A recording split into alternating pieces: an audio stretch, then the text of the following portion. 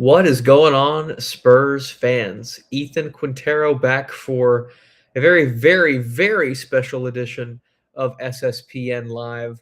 This time we're having a full game watch as Winky joins the frame. Winky loves playoff basketball. It's his first time experiencing this as a cat on this earth, and been a long time for me to experience this since 2019, since the Spurs have experienced this as a franchise. And yeah, it's such a momentous occasion that I decided it would be prudent to get on live and do a full watch through with the select few of you that may want to join and just kind of hang out and watch the game.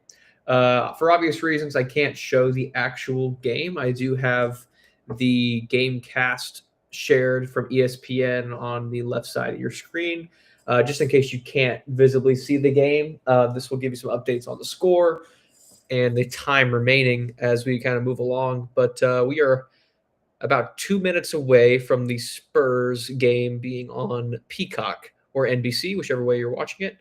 Currently finishing up the Magic Detroit game, which looks like it's going to be an upset. Orlando up 108-97 as we approach, I think, 1:35 remaining in this one. Haven't been watching this game. I was actually out at dinner, so I'm not sure what the takeaways or the storyline are going to be for this one. And yeah, typically I do post game coverage or just traditional podcast reactions and whatnot. So it'll be interesting to do a full 2-hour game with you guys. I know there's a couple streamers that this is all that they do for the most part. A new arena for me. So please get in the comments and throw out some questions too and some reactions. It'll be a lot easier to cover 2 to 3 hours worth of footage if I actually have some things to read. And right on cue, William Kirtley in the comments. Will, thanks for being here. Longtime friend of the channel. Just stream it without the express written consent of the NBA. Yeah, I could do that. I would not make any money from this, and I would probably get taken off of YouTube halfway through, if not quicker. But that is always something that we can look into for next time. And Brian Smith, my guy, thank you for being here, sir. Let's go. I think those words express how I feel this time, for sure, to put it lightly. This is always the worst part of these games is the lead up to it. It says it starts at 8, and then the other game goes 5 minutes over, plus we have to listen to the talking heads like me speak for 5 to 10 minutes before we actually get a tip-off. So we are just kind of sitting here enjoying each other's company for a little while. But I truly appreciate everybody being here. Let's see. Sorry. Getting all of my screens and notes ready to go as we run through this with you guys. 1:33 left. Looks like Detroit challenged a timeout, or excuse me, challenged a foul. Jalen Suggs is fouled out of the game for Orlando. And Cade Cunningham has a chance for 2 at the line. Down 11, though, 1.5 left. I don't think they're going to pull this one out. You know what? Since we're sitting here watching the ending of this game, I'm actually going to pull up the box score because I am interested to see who showed up and who didn't in this game. Because I think most people thought Detroit would handle business. And apparently they did not. See, Franz Wagner with 19, Paolo with 23. Desmond Bain, 17. Suggs, 16. Pretty decent stat line for the starting 5. And on the Pistons side, it was the Cade Cunningham show with 36, 5, and 4, and nobody else really showed up. Rough outing for Duncan Robinson. Jalen Duren only had 4 shots. The bench was basically non-existent. Dang. Isaiah Stewart, 3 points, 4 rebounds. Karis LeVert, 4 minutes. That's rough. Tobias Harris, 17. Extremely inefficient, but hey, that's kind of what you get with Tobias Harris. Oh. Brian Smith, fresh shave for the playoffs. Yes, sir. I shaved today for, I think, I shaved completely for the first time in like who knows how long.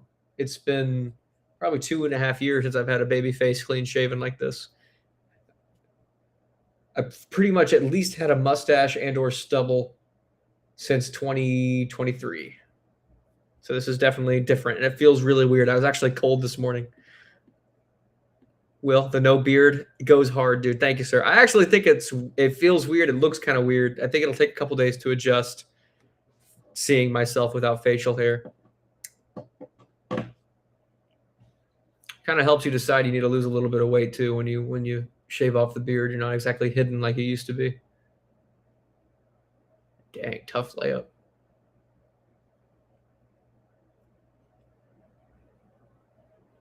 I think Orlando's going to win this one, guys. For those of you that actually care about Orlando, get ready to hear their theme song. Oh, man. Yeah, that's game. 20 seconds left, 112-101. Detroit with the ball, down 11. Dang. Yeah, that's going to be game. They're gonna milk a clock here. I'm curious. How does my mic sound? Because my traditional setup, I know this is probably a different angle for most of you. You don't really see that window. You see my bed frame and bathroom door. But how does the mic sound? I'm using my AirPods because my normal computer has been struggling lately to just stay connected to the Wi-Fi. And I figured watching the game and streaming would be difficult for it to handle. So I'm currently just on the laptop. Let me know how I sound. DJ Smooth, my father, that is my father, is here. Thank you, Dad. Like Ethan's dad. Will currently, how many is Denny dropping tonight? Man, Denny has played really, really well in the last 2 games. I think, what did he have, 40 against Phoenix? Obviously an all-star. A lot of people call him the free throw merchant.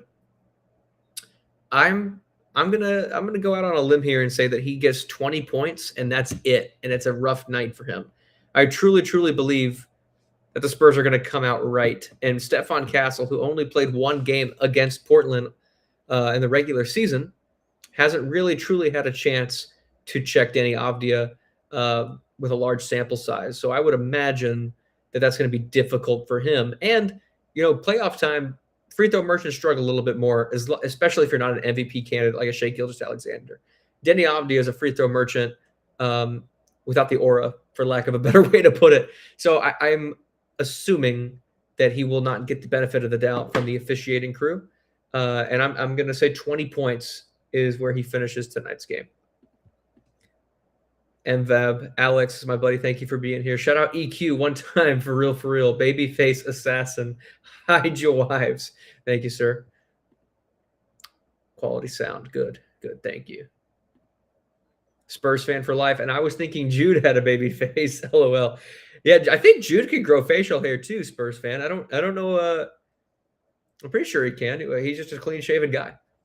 He's all business, all professional. I'm trying to get on the same wavelength as him. Caps 210. Thank you for being here, sir. Oh, Denny is dropping 25 plus for sure. Wow. Very confident take from Caps 210. I don't think so, dude. I could be wrong. He's an all-star. He's very, very talented. He's had a 40 ball already in the play-in setting, but I just think the Spurs are a much better team than the Phoenix Suns, especially defensively. And they're very, up and down offense. They get a lot of their points in the full court. I mean, I'm going to be really knocking on wood here and biting myself on the cheek if this turns out to be wrong, but I don't think they're going to have nearly as many opportunities against the Spurs in terms of full court offense. I think we're going to really funnel them into the half court, play smart with the basketball, not turn it over. And there you go. That leads to a Spurs W. Let's see. You're 0-4 on predictions today. Am I really? Did I not get any of them right?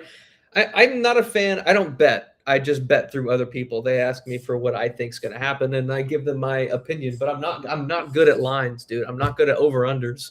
Like that's not where I succeed. I can pretty much just try and get winners and losses. And I think I got all winners and losses, right? Except for maybe the Detroit game. I think I picked Detroit, but other than that, I think I was right. Elijah Marshall, my guy, thanks for being here. It's been a while. What's Wemby's stat line tonight? Dude, I'm going 30, 15, and 4 blocks. I'm not going to predict assists, but I think he's got a 30 and 15 in him. Rebounding-wise, he's been unbelievable on the glass as of late in the second half of the year, really. I think he averaged, 10 or 11 rebounds on the season, but on the second half of the year, especially down the stretch as the season came to a close, he was really all over the glass. So that's what I'm predicting from him. I love it. Will Kirtley, shout out to Marsh, and then Elijah, shout out to Willie. I love it. We got the Bernie presence is truly on display. 14 of you here today. I appreciate all 14 of you joining us. Peacock has just transitioned to the Spurs game, doing the Lenny Kravitz pregame show. Shout out Lenny Kravitz one time. Underrated actor. Well, we're probably 5 minutes away from tip-off. Million Gnu in the comments. After all these years, bro, we are finally here. Go Spurs, go. That is damn true, my friend. I tweeted out earlier today. I'm actually going to go read it because I don't want to butcher any of this. I just thought it was real interesting. 5 years ago, March 29th of 2021, Jude, who is longtime partner and co-creator of the show, and I released the first SSPN live stream. The Spurs lost to the Kings 132 to 115. De'Aaron Fox led all scorers with 24. Fast forward to today, and he is about to lead the Spurs in their first playoff game since 2019. And for those of you that have been longtime fans, know 2019, that team had LaMarcus Aldridge, DeMar DeRozan. That was the year after we traded the beloved Kawhi Leonard to Toronto, and it has been a roller coaster ever since. We had a couple years of tanking, a couple years of mediocrity under DeMar and DeJounte Murray, and trying to claw our way into the play-in, get an 8th seed, 7th seed, and it never quite worked out. Tanked a couple years. Keldon averaged 22. Devin Vassell was up and down in terms of his role, and then luckily enough, the ping pong balls fell our way, and we got Victor Wembanyama in 2023 with the number 1 overall pick, Stephon Castle, the number 4 pick the next year, and then Dylan Harper with a 2nd overall pick last year. Not to mention Carter Bryant, a couple other guys that we picked up along the way. Harrison Barnes traded for De'Aaron Fox. And we are here, 2nd seed, 62 wins, 20 losses this season. A lot of positives. And I think preseason we predicted we would be kind of 5-6 range. And we are at 2nd seed, and we have a real chance to be NBA champions this year. So it's been a roller coaster, and I'm glad that I was able to cover, I don't know, man, 85% of these games. This year was probably the first year we didn't live stream every game, or at least 70 of the games in the regular season. That got very, very tiring. But we are here to do a full game for the playoffs because this is the first time that we've had a chance to do this. So Elijah, love that line. Yeah, I hope I'm right, dude. Hope I'm right. Jackson Graves in here. Shout out to Willie and Marsh. It's a Bernie massive, dude.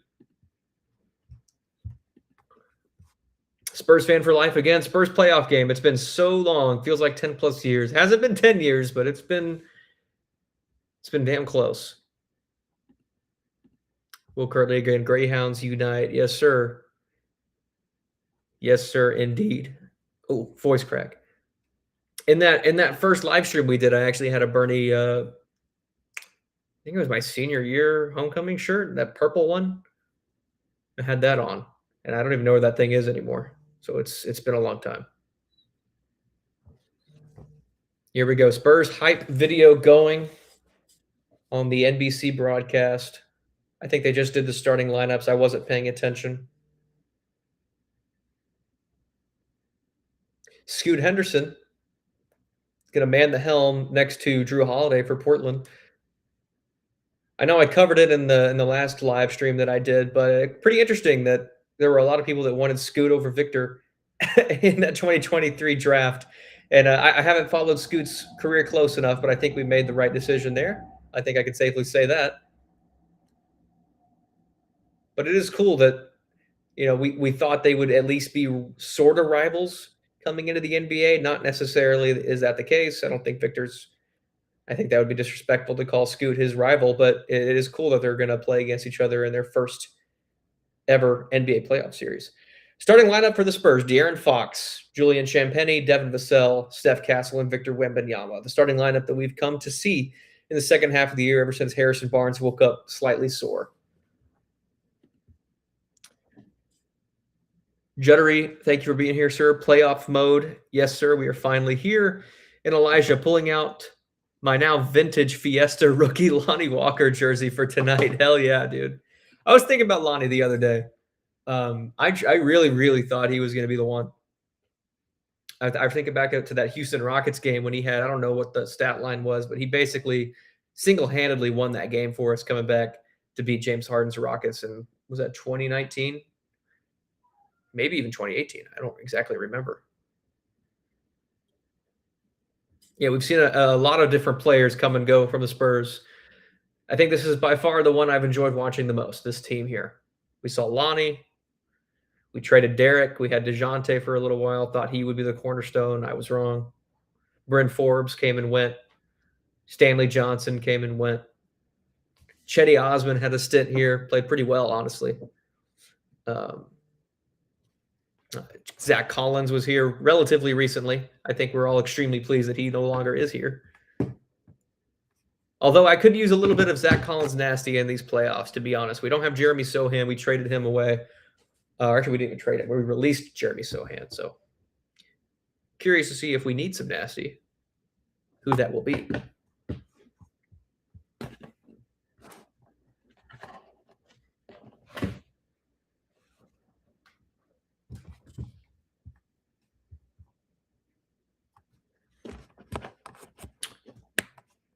Just having some technical difficulties here, guys. I can hear the game, but now I can't see the game. 17 of you in here tonight. Tip-off is approaching. I appreciate all of you being here. We're going to have a great time. Watch some Spurs basketball. Questions, comments, continue to keep them coming. It really makes this move along a lot more smoothly. And the energy's crazy. I love the Fiesta colors.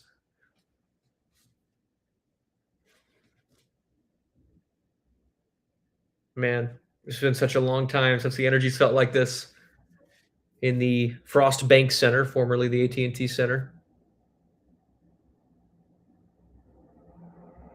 Chimani Kamara. It'll be fun to see him play against Victor Wembanyama. Honestly, a pretty good defensive matchup for Portland. I don't think anybody can stop Victor, but that's certainly the archetype that has had success in the past. And here we go. Tip-off in San Antonio. San Antonio wins the tip. De'Aaron Fox will bring it up the court. This is his moment, man. He's had some ups and downs this year, but this is why he gets $60 million a year. Kick out to Steph. Steph working on his UConn teammate. Find Victor. Euro step. Misses it off the glass. Denny Avdia's first rebound. Let's see if I end up being right. I'm predicting 20 points for Denny. We've had some people in the comments say 25 plus at least. Coming off some pretty decent games. Takes it all the way to the rim. Misses. Vic contested. Did not get the block. Honestly, could have been a foul. Denny is down.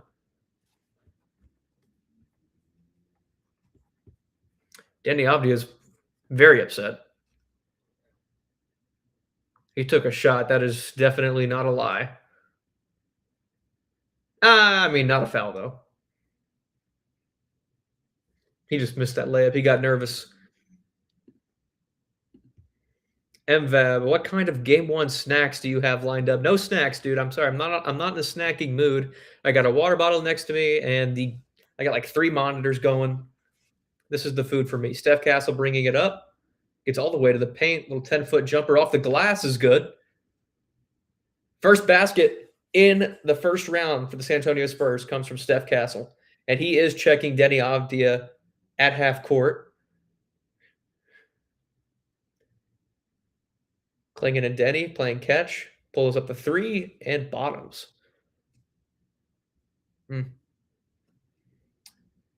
Here comes De'Aaron. Victor making a move all the way to the rim. Tried to throw it off the glass to himself, but he got fouled by Tumani. He'll get 2 free throws. Brian Smith, atmosphere crazy. Shout out Spurs fans for real. Thank you, Brian. I know I got a few of my Dallas folks in here watching with me, so I appreciate you guys. And one New Hampshireite.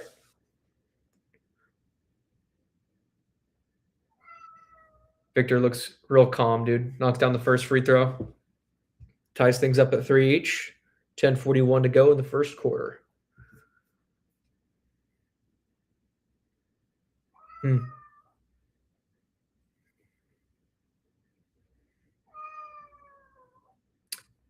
I know we talked about it in the last video, but I'm curious what everybody in the comments thinks that the Spurs did not try and push Denver to the other side of the bracket. I kind of figured that's what we expect from the San Antonio Spurs. They don't really play that kind of game, but what do you guys think in the comments? Oh, as Donovan Clingan comes down the lane, slams it home. 7'3" from UConn. Steph Castle's teammate back when they won that national championship. Steph wide open at the top. Not going to take the three, but waiting for the play to develop. Step back three. Nothing but net. This could be a big series from him as well. Michael was talking about it. Ooh, try to throw a lob there to Donovan Clingan right off the bat. Victor there to break it up. My buddy Michael and I were talking about last video. I'm going to lose my train of thought. Oh, this could be Steph Castle's coming out party for the national fan, the average fan that doesn't necessarily watch the Spurs. This is where he really makes a name for himself. Steal by the Spurs. Devin pushing it up the court. Will bring it back out to Fox. Back to Devin. He'll pull the left wing three off the back rim. Steph Castle rebound over Denny. Fadeaway 10-footer off the rim. No good. Drew Holiday could be an X factor. Some people think that he is going to lead them to a couple wins against the Spurs. I think maybe he can get one game. My prediction was 4-1 Spurs, but I don't think he's young enough to really win a series or win a couple games even in a series. Denny Avdia getting downhill off the glass layup. That was tough. Got to give him credit. I love Denny Avdia. Fantastic fantasy basketball player. De'Aaron Fox all the way to the rim. Left hand off the glass is good. 9-7 San Antonio. 9-12 remaining. Portland pushing the tempo as we thought they would. Scoot Henderson all the way to the rim. Kick out opposite corner. Tumani for three. Hits nothing. And here comes Victor. Finds De'Aaron. Pull up right wing three. Ooh, also nothing but air. A couple of air balls back to back.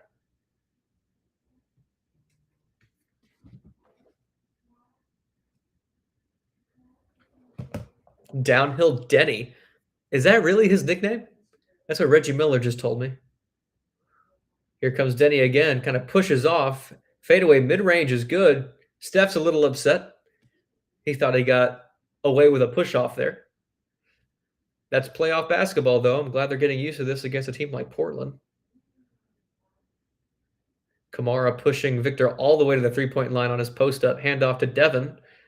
Can't get downhill. Pulls it back out. Steph.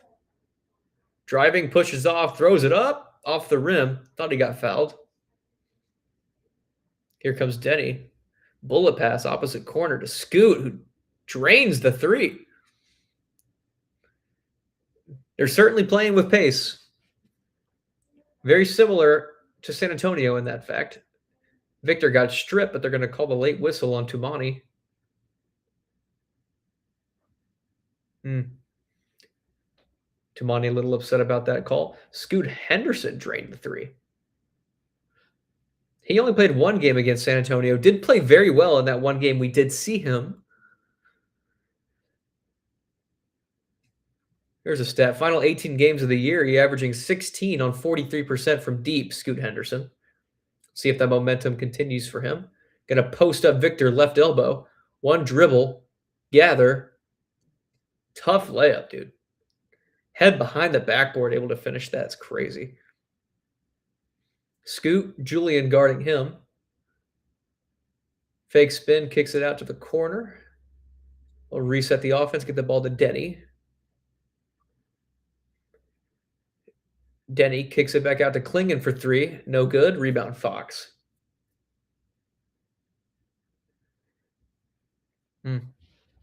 Devin getting downhill, pull up elbow off back rim. That's all right, though. We like those. Next one goes in every time off back rim. Scoot, pull up 3.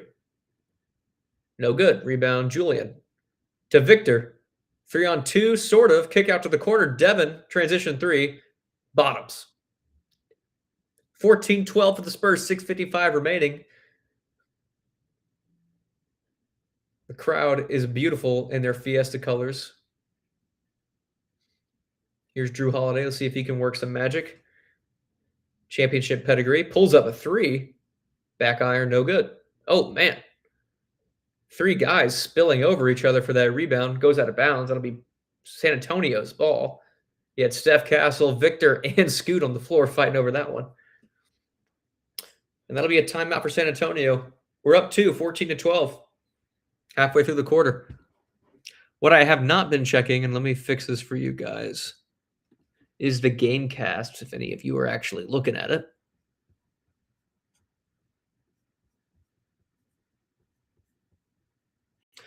Dang, I don't even think this thing is working, to be honest with you.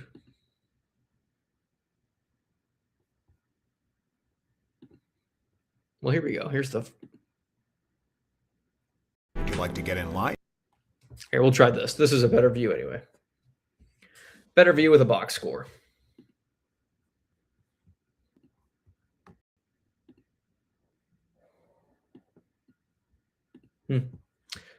All right, let's look at the comments here. The Medicare guy, Texas 8133. Playoffs are here. Been too long. Go Spurs, go. Will Kirtley, I miss Jakob and Sean on the broadcast. Yeah, dude, I mean, the Reggie Miller, these guys are cool or whatever. I like the halftime shows, but I agree. Jacob and Sean are just the greatest. Caesar, yo, I'm at the game. Go Spurs, go. Caesar, see if you can get some other Spurs fans that are at the game to tune into the channel. Why don't you while you're there? Do some legwork for me. Get some subscribers. I think we're at 3240 right now. I appreciate the 10 of you still being in here.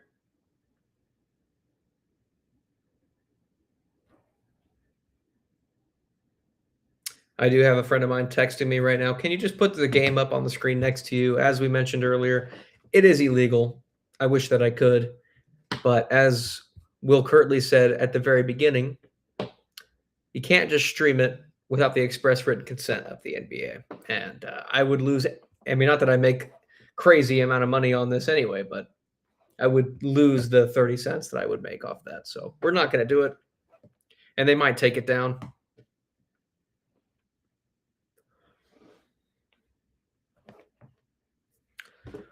Ooh, man, I've been talking a lot. Got a lot of Quinteros in here. Kylie, thank you. Go Spurs, go in the comments. 12 of you now coming into the stream. This is definitely different. I don't know if any of you watch TSR Sports. He is definitely the leader in terms of live Spurs game coverage. He does exactly what I'm doing every single game for the most part, and he's really, really good at it. He seems to never get tired. Really good at interacting with the comment section. So he's kind of the bar that I'm trying to live up to here. And it's difficult. It's difficult indeed. Yankster 48, Vassell is the weak link. Really? You think so? Interesting. I don't know if I call Devin a weak link. I think he's going to be extremely important. I think he averaged 18 against Portland in the regular season, and not even just keeping this specific to Portland, but he's one of those role players that could decide a series for us at any given moment. And I tend to trust him. I know he's been up and down at times. His role has changed a lot since he was brought to San Antonio. But I still think push comes to shove, he's a guy you can depend on. Clocking out 365 asks, where is Boris Diaw these days? From what I understand, he's all over the place, man. Obviously, I don't know where Boris is at any given moment, but he could be in France. He has a boat. I'm pretty sure he's constantly sailing around on the open seas. He was in San Antonio not long ago. Can't remember what game that was. But yeah, he's my favorite role player ever. So if you find him, let me know. I'd love to talk to him. Mike Engel wants to know if anybody watched Iron Man Texas yesterday. I don't think a lot of these guys have. See, as the game starts again, Devin took a shot immediately, missed. Right as I was giving him compliments, he comes in and misses a shot. Jeremy Grant in for Portland. He could be very, very instrumental for them off the bench. He used to be a 20 points a game scorer. I think now he's more like 14, but he can go off at any given moment. Good ball movement. Robert Williams took a three. Don't think he can hit those, but he took one. He missed. Here comes Steph to push the pace. Ooh, tough layup. Draws the contact on Jeremy Grant, speaking of. Missed the shot, but he will get 2 free throws. Million Gnu, love my boy Rich / TSR. Been trying to get him to come down to San Antonio for a minute. Yeah, isn't he in the Northeast somewhere? I want to say Connecticut. Yeah, I don't know if he's ever been to San Antonio. If he does, I was on a couple videos with him way back in like 2022, maybe even earlier. Really cool guy, really generous guy. Really enjoyed talking to him. Will Kirtley says, I think the weak link is Mason Plumlee, Dev Cooks. Yeah, rip Mason. I'll even take it a step further. I think Bismack Biyombo or Kelly are weaker of links than even Mason Plumlee.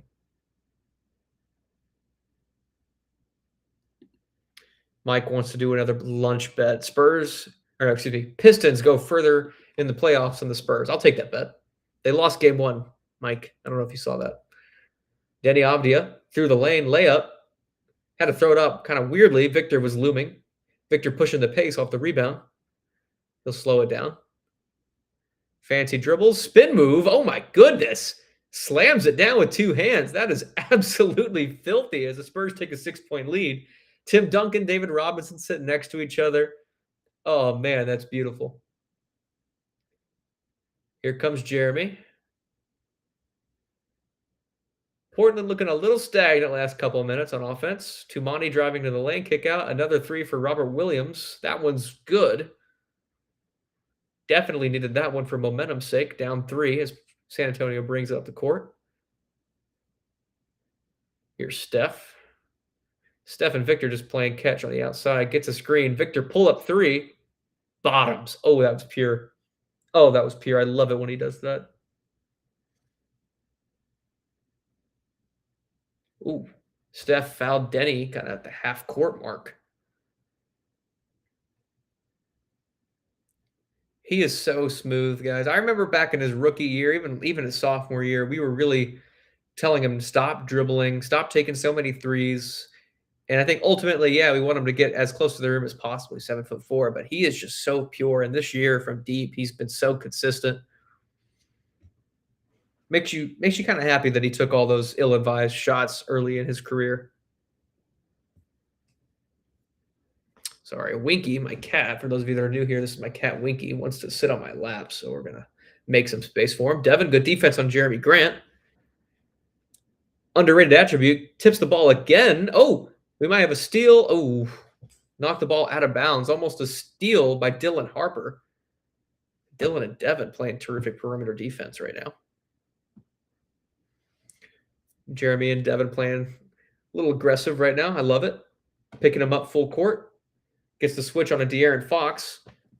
Jeremy loses his dribble. Going out of bounds. Throws it away to Keldon. Dylan Harper pushing the pace. Gets all the way to the rim, but it's a steal. Matisse Thybulle. Is that Matisse Thybulle? That is Matisse Thybulle. Matisse Thybulle got the steal. But he went out of bounds, so it's still Spurs ball. Let me get my cat out of here. Victor's going to sit down. 4 minutes and 17 seconds left in the first quarter. Spurs up 21-15.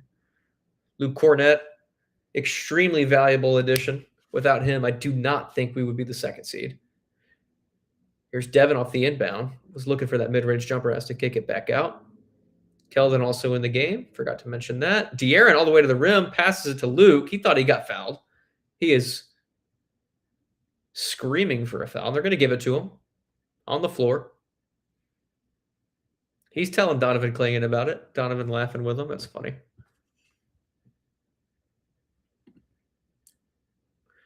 Clocking Out asks, describe the Spurs' current play if it were a Disney ride. Dang, that's a great question. Let me think about that one. I'm going to keep it up on the screen because I don't want to forget. De'Aaron Fox loses the ball. He'll pick it back up. 7 seconds on the clock. Gets a screen from Dylan Harper. Working into the paint, floater off the back rim, no good. Long rebound, Spurs. Here's Dylan, jab step, takes the three, top of the key. Ooh, no good. Rebound, Shaden Sharp. Here comes Portland. Shaden trying to get to the rim. Kind of gets knocked off stride. Kicks it back out to Jeremy, who's getting hounded by Dylan. Or excuse me, De'Aaron. He'll take a mid-range jumper. No good. Rolls off the rim. Dylan Harper rocking the dreads. Or is that cornrows? I don't really know the difference. Kick out. De'Aaron, swing. Devin Vassell, mid-range jumper. No good. Ball movement's there. The shots, I'm happy with the shot selection. We just can't seem to get them to fall. But we're still up 6, so we'll see how that changes. I think my Gamecast is a few seconds ahead of me. I see the score is different than what I'm actually watching, so I'm going to keep my eyes on the screen of the actual game. Keldon Johnson gets the rebound. Blazers are kind of cold here. Missed 7 of their last 8, according to – I don't know who the play-by-play guy is on for NBC, but is it Mike Tirico? Here comes Dylan Harper. Some slow dribbles, has to kick it out. De'Aaron. Insane step back 3. Looking pure, up 9. Here comes Drew Holiday all the way to the rim. Tries to put it up over Luke Cornett. Misses. Tips it out to Devin. Here comes KJ off the screen. Swing. Dylan Harper gets into the paint. Pump fake. Puts it up. No good.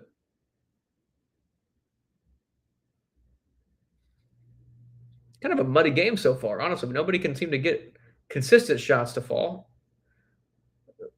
Drew Holiday, step back. Thought about it. Doesn't take it. Here's Shaden Sharp working on Fox. Mid-range jumper's good. 17 at 24.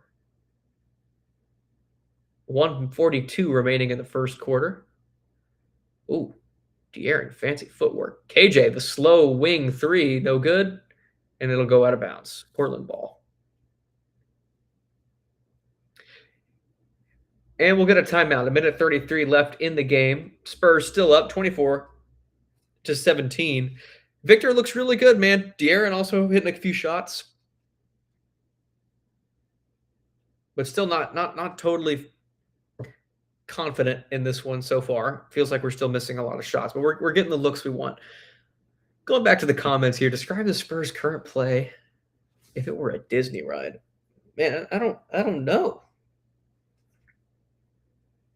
That's insane. I don't know.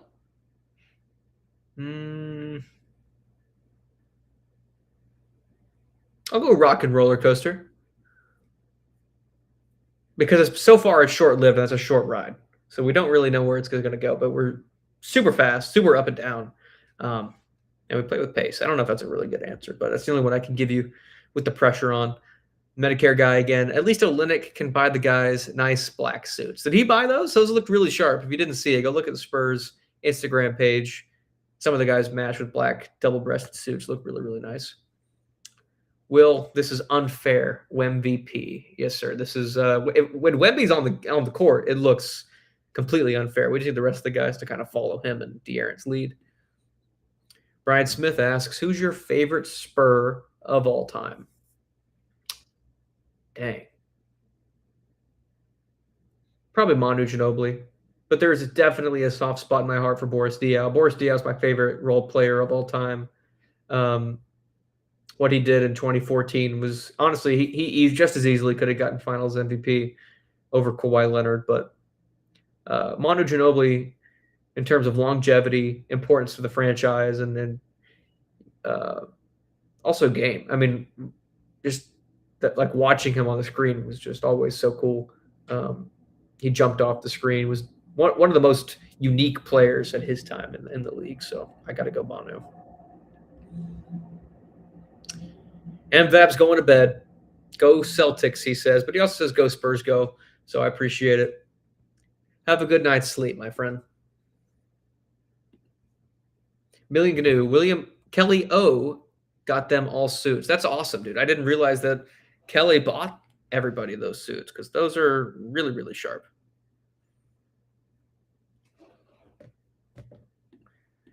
Million Gnu. I keep saying William because there's a William currently in here, and there's also Million Gnu, and my lips can't differentiate the two.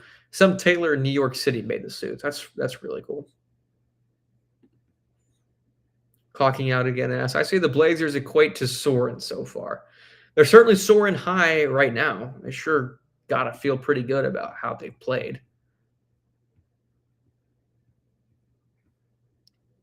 Let's look at the box score here while we have a little break. Victor has 9. De'Aaron has 5. Steph has 7. Devin has 3. He is 1 for 5. So I can't remember who exactly was calling Devin the weak link, but he's probably pretty happy right now. But plus 7 in the box for really good defense so far. Denny Avdia has 7. He's back in the game as well. So I am not looking good for my 20-point take. Million agrees with me, number 20. He's talking about Manu as his favorite Spur of all time as well. Such a dog. Yeah, without a doubt. One of the best passers ever, too.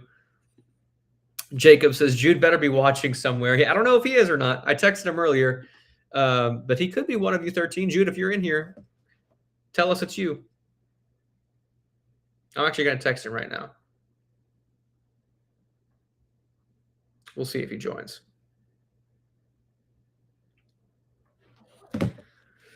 All right, here we go. 17-24, Spurs up. Minute 25 remaining. Denny Avdia has the ball. Gives it to Shaden. Shaden, step back 3. No good. Rebound, KJ.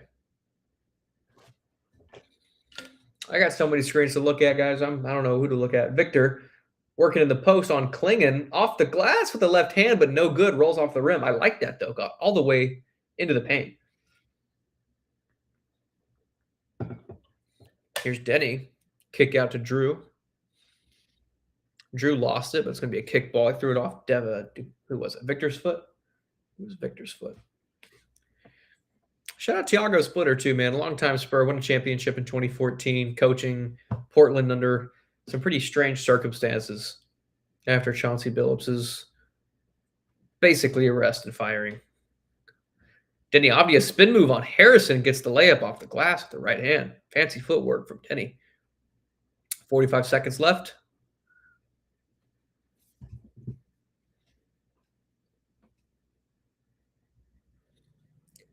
Victor kind of milking the clock, probably 2 for 1. Yep, he'll pull up the 3. Perfect. Perfect timing. 33 seconds left. Spurs up 27-19, and we'll have another chance to shoot. He's got 12 points, 2 for 2 from three-point land. Here's Shaden. Some hezzies getting into the paint, kick out, but it's tipped, almost stolen by Harrison Barnes.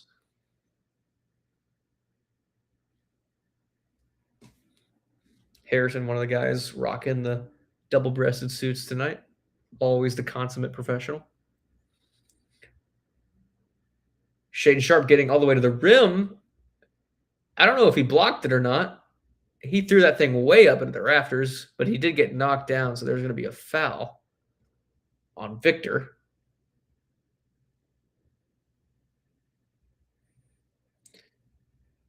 Did he get the block? He got the block, but his body hit Shaden, so they're going to call a foul. That is an insane block. That's a loose ball foul. So is he not getting shots? Yeah, loose ball foul, no free throws. They just get the ball on the side. 2-second difference, shot clock and game clock.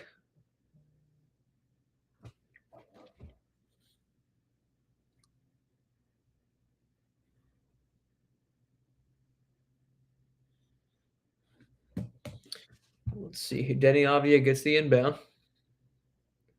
Defended by Keldon. Interesting matchup. Denny off the dribble. Step back. Drain the 3. I thought his foot might have been on the line. 4 seconds. De'Aaron pushing it. 2. Keldon puts it up. Oh, Keldon gets it right back. Show him the gun, Keldon. Beautiful shot. I haven't seen De'Aaron run that fast all year. That's the De'Aaron Fox of old. Keldon beats the clock. 22-30 at the end of 1. Victor leads. leading the way, look great as we thought he would. Spurs lead by 8 as we go into the second quarter. Unbelievable. Spurs fan asks, how many games will need the Spurs to win this series? 4, 5, 6? I call this one at 5. I think it'll be a gentleman's sweep. My prediction was that we actually lose the potential closeout game. I think we're going to go 3-0 and then lose game 4 and close it out at home. I think the pressure of closing it out in a full sweep will get to the guys on their first playoff series. That's my prediction. Clocking out. Anybody see last embers of Braun for all activate yesterday? Oh, anybody see the last embers of Braun activate yesterday? I'm not really sure I understand the question, but are you saying like the Lakers won and Braun used the last of his power to get the W? I don't know if he used all of his power. It certainly helps that Luke Kennard went nuts, but yes, I did see that game. Will Kirtley, section 107, row 11, seat 15, is not wearing his colored shirt. Someone find this guy. I think you have somebody on the inside, Will, so maybe you could send a proxy to take him out for us, or at least take his shirt. BH Bobby D, go Spurs go. Yes, sir. Likewise. Right back at you. Hashtag race for Sace. Hashtag MVP. I think the finalists finally did come out. No surprises. Keldon Johnson's a finalist for Sixth Man of the Year. Wemby's a finalist for DPOI and MVP. And, of course, Mitch Johnson, a finalist for Coach of the Year. I think we can win all of those, except for MVP, unfortunately. I mean, I would pick him, but I don't think that the national media or the average voter is going to pick him over Shai Gilgeous. I just can't see it.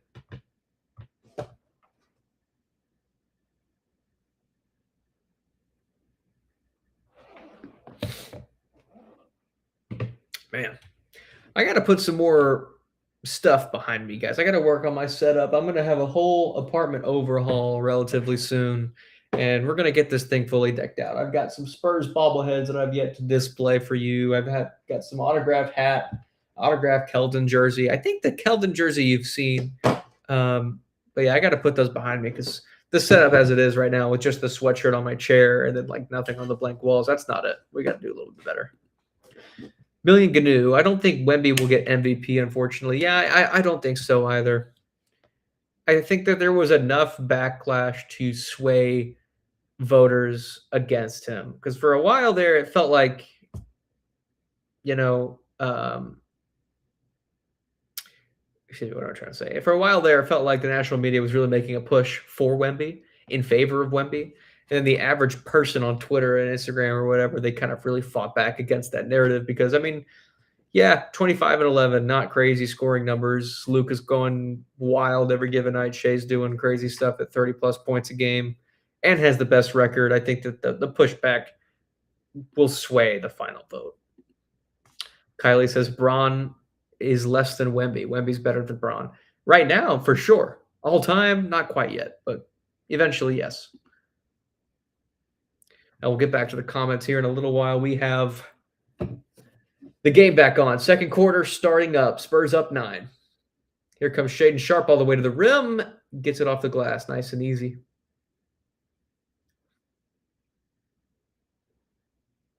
Steph Castle having a really nice game so far. Finds Victor in the post.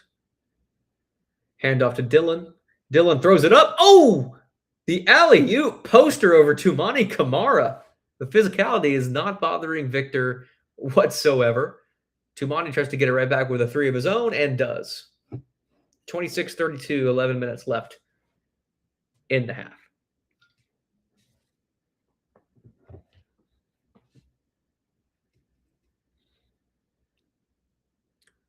Looks like we're going to run the exact same play. Victor in the... Oh, man. Found the cutter and Steph, but he lost the ball, and here comes the fast break for Portland. Hands it off to Drew. Pump fake. Gets him up. Mid-range jumper. No good off the front rim. Rebound Steph. Pushing the pace. Throws up to Keldon. Takes it all the way inside. Loses the ball as well. Regathers Steph Castle for 3. No good. Long rebound to Harrison. Harrison trying to work his way inside. Kind of pushes off Jeremy. Gets fouled. Well, 2 free throws here for Harrison.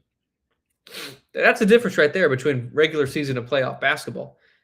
Regular season, Harrison probably kicks that out. Playoffs, he knows he can get away with a little bit more and literally use the ball to shove Jeremy Grant out of the way and get a really contested layup off the glass. Gets fouled, doesn't get the and one, but as a veteran understanding the difference in the rules in the playoffs versus the normal regular season. Million says, I love Kevin O'Connor's case for Victor's MVP, though. I think we read this, me and Jude, way back when, but remind me what Kevin O'Connor said, because I cannot, for the life of me, remember right now. It's both free throws, 34-26, 10:33 remaining. Scoot almost lost the ball. Working on Dylan Carter-Bryant in the game for the first time. There's a lot of dribbling right now for Portland. Oh, Shaedon Sharpe took the three off the dribble. No good. No Denny in the game. It's a lot of one-on-one basketball right now. Here's Victor trying to post up Drew. Right wing loses the ball. Good defense by Drew. Here comes the fast break for Portland. Oh, and they lost. They got a little too fancy. And then, of course, Dylan and Harrison ran into each other trying to gather the ball. And one of them kicked it out of bounds. So Portland will keep possession.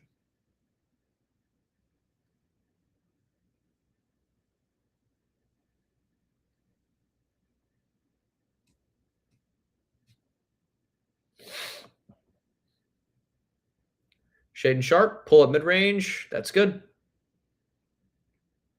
Shaedon Sharpe, that's a guy that a lot of people wanted to draft over Jeremy Sohan, but I think he went 8 right before Jeremy went at 9. Oh, alley-oop again to Victor. Kind of the double screen action. He slipped early and Steph finds him rolling to the rim. Just kind of what we thought. He's already got 16 points. I don't care how good Denny is. I don't care how good Portland is. They don't have an answer for Victor right now. But Jeremy hits the corner 3 for Portland. 31-36. San Antonio up by 5. 9:20 left. Ooh, Dylan Harper all the way to the rim with the left hand.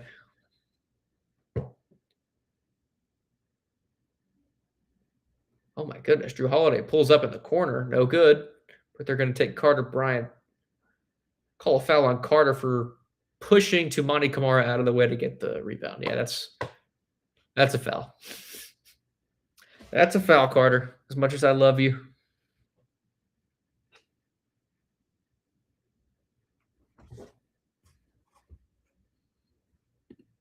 Adrian Fabella in here. I miss Sohan.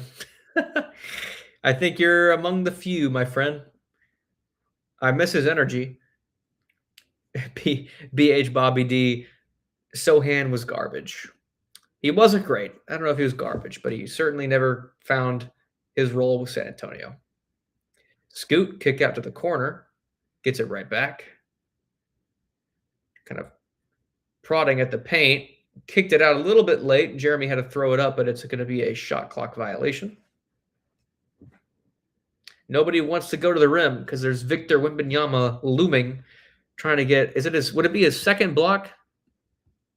I just realized that you guys can't really see this. Let me zoom out. I don't even know if you can see it when it's zoomed out that far, but wanted it there just in case you didn't have the game on. Julian Champagny back in the game, trying to find Victor in the paint. Throws it to him, but picked off by Jeremy. Portland kind of ruined that fast break, but they did get it up the court eventually. Toumani at the top, driving right side, goes all the way to the rim. No good. Carter got the rebound. Shaedon Sharpe knocked it out of bounds. Spurs ball. 8:24 left.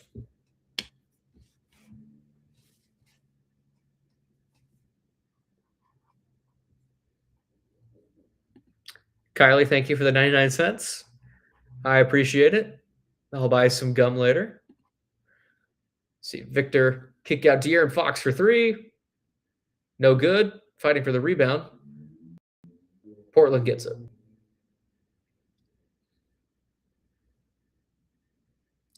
Portland definitely playing with pace right now. A little bit scatterbrained offense, honestly. Williams takes another 3. No good. Oh, another loose ball foul. Toumani Camara is really attempting to get a lot of rebounds. I don't know if he is capable of it, but just the attempt is enough to force some Spur to commit an ill-advised play. So they're going to get another possession out of this.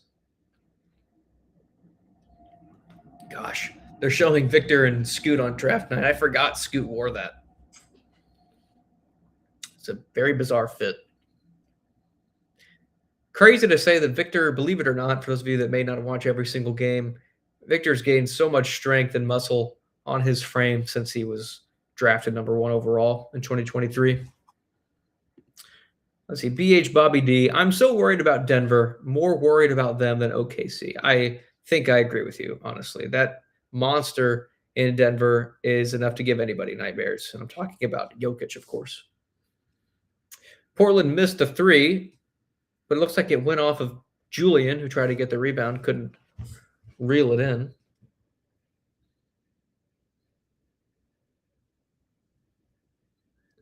Let's see, Portland moving the rock pretty well. Tumani working on De'Aaron. Shaden Sharp, step back 3. No good. Rebound. Goes to Fox. Finally, we can secure one. Here's Julian.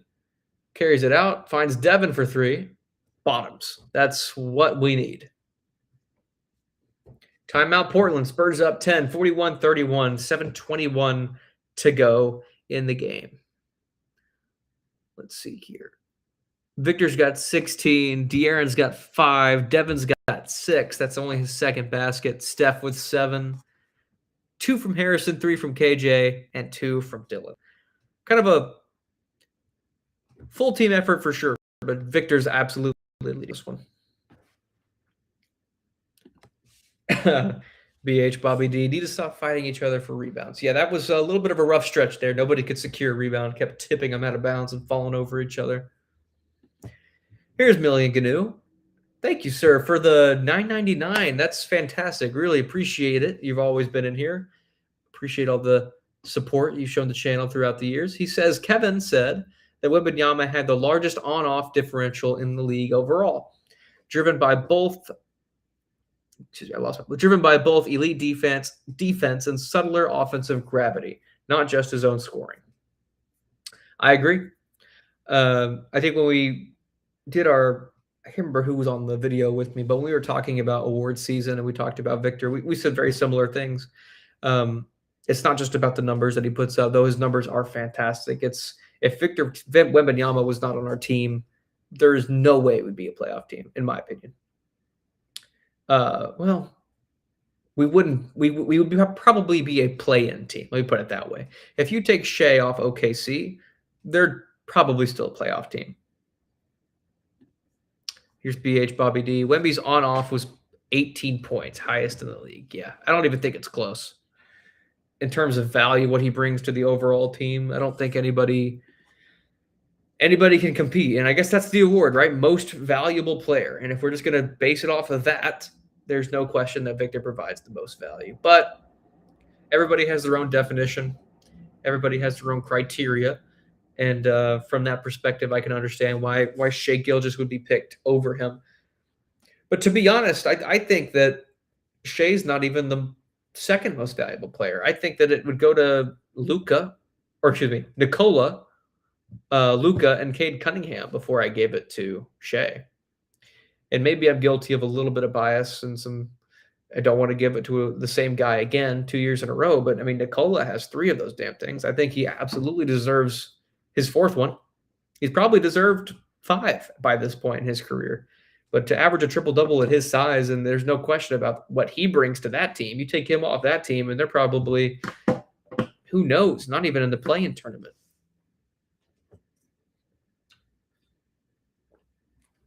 This is turning into just an OKC/Shea hate session, but I don't mean it to be. Just trying to have a conversation.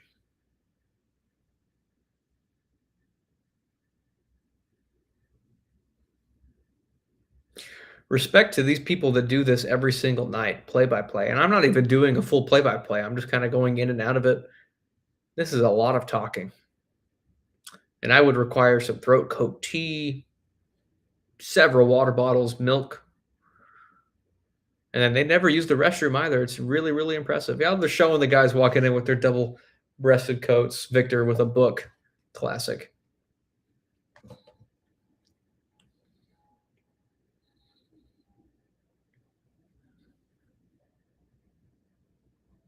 Shout out Kelly Olynyk buying everybody those suits, showing his value to the team, even if he's not ever going to play. Matisse Thybulle bringing the ball up the court. Who the hell let him do that? No disrespect to Australians. Carter fouled him. Fouled Denny. I think we talked about Michael Boehm and I talked about playoff expectations for all these guys in the matchups. And we both agreed Carter deserved minutes and was going to get meaningful minutes. But I also think that his most meaningful stat will be getting 5 or 6 fouls. He is a phenomenal defender. He needs to use his fouls. And I think he's already got 2 or 3 at this point in the game.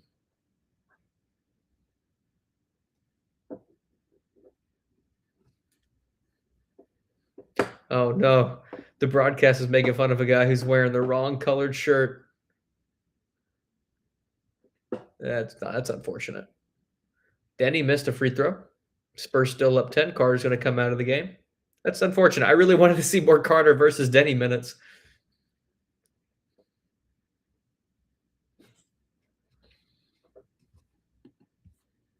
BH Bobby, I love Reggie's suit color combo a lot.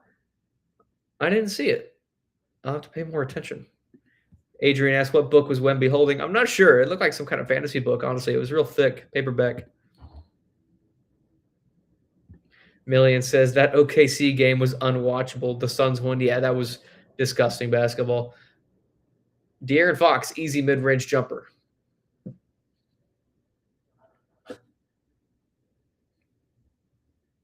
Here comes Denny. Right back down to the...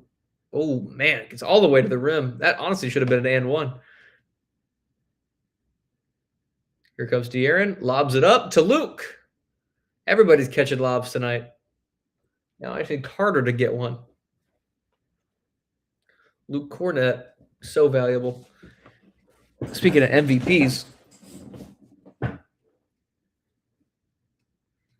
Danny Avdia getting Fox on his back. Layup. Oh, he blew the bunny. He was wide open. Here come the Spurs. Devin pulling it back out. Gives it to Fox. He'll stop at the three-point line and shoot. Ooh, butter. 48-34 Spurs.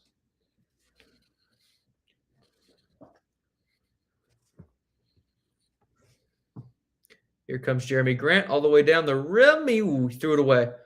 Dylan Harper, 3-on-2 fast break. Almost lost it. Puts it up, missed. He thought he got fouled. Julian got the rebound. Pulls it back out. Oh, man. Everybody's bobbling the ball right now. Julian for 3 gets fouled by Toumani Camara. Oh, they're not going to count. They're not going to say it was a shooting foul. It's going to be on the floor. It's his second foul, by the way. Toumani Camara. Need to get him in foul trouble without a doubt. Really, really good defender. Bobby says, I think we have the best playoff atmosphere in our arena, and that's not even bias talking. I think so too, dude. But I think it's partly because we haven't been here in so long. 10 points for De'Aaron. He's going to sit down. Dylan and Steph manning the helm. Here's Devin off a screen. Kicks it back out. Steph, pump fake. Driving to the rim. Euro. Ooh, alley-oop. One-handed slam from Luke. That's his second alley-oop of the night.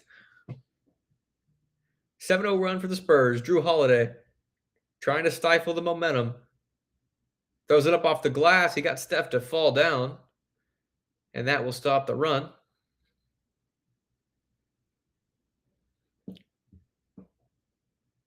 Dylan manning the point guard duties right now. Spurs up 14. Waiting for the play to unfold. Gets the screen from Luke. Oh, man. Lowered his shoulder and just pushed him over. Offensive foul. Camara drawing the foul there. Really a terrific defender. That's a charge, yeah. Oh, man, he leads the league in offensive fouls drawn.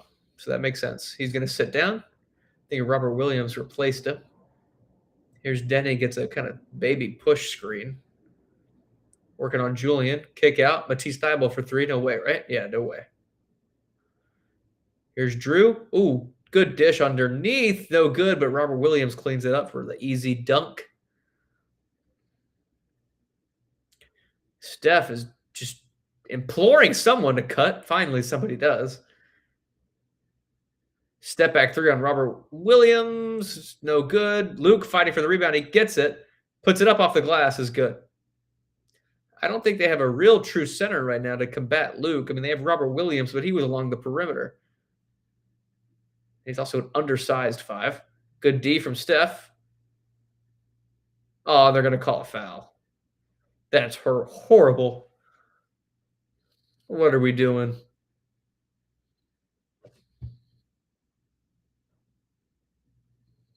Yeah, good putback from Luke. That's a bad foul call, honestly, in my opinion. We've been pretty consistent so far in this game, and then we call some crap like that one. Adrian Fabella. Fiesta colors always hit. Oh, yeah, they do. I think this is the only game in the first round that we're going to be wearing the Fiesta colors, so let's just enjoy while it lasts.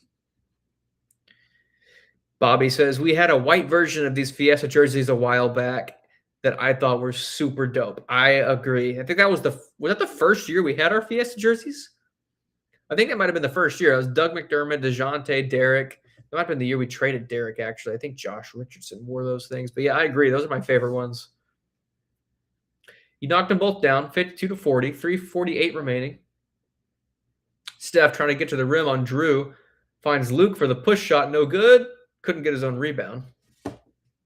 Avdia pushing it. Ooh, step back. Finds Drew. Drew lobs it to Robert Williams. Time Lord. Call timeout, Mitch. Yep, there it is. Timeout Spurs.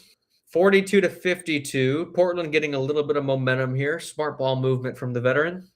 Denny Avdia pushing the pace. I underrated Denny's ability to score on us. I will not lie. He's already got 16. 16 on pretty efficient shooting, too. Not even needing more than I think he's only had 2 free throws.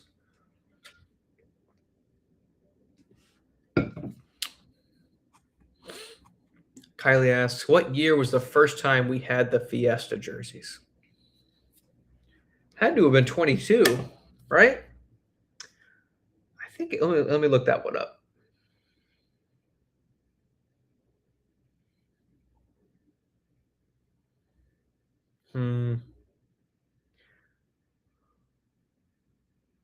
The 2020-2021 season was the first Fiesta jersey that we wore. Okay. And that was black, I believe. Okay, yeah, I was wrong. The first one was the black one. The next year was the white one. And that was Doug McDermott's first year.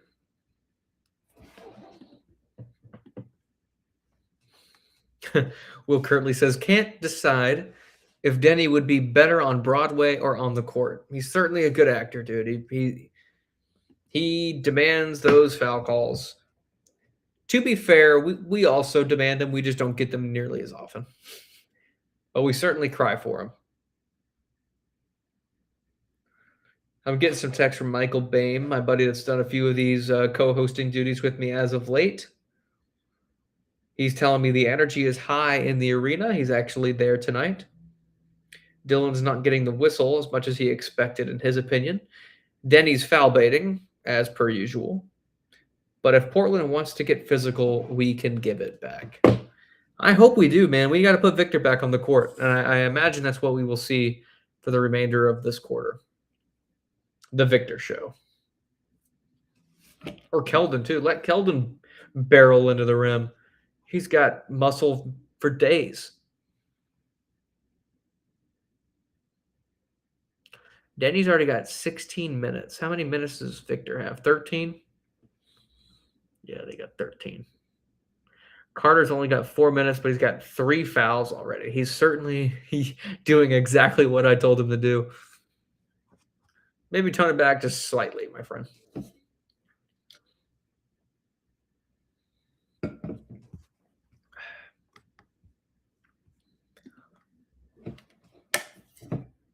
At halftime, I believe we're going to have a special guest on.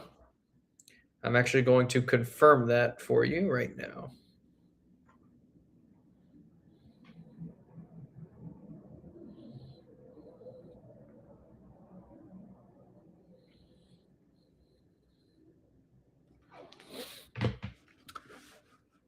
All right. As we come back, oh, Drew Holiday just shoved him down. Damn. Oh, but Luke hit him in the face.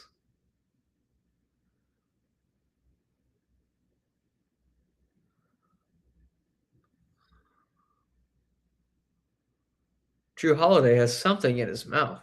Pause. But it looks like a clear toothpick of some kind. I don't know what that is. Oh, here's Steph. Oh, Steph lost Drew Holiday and just punished the rim for it, going baseline.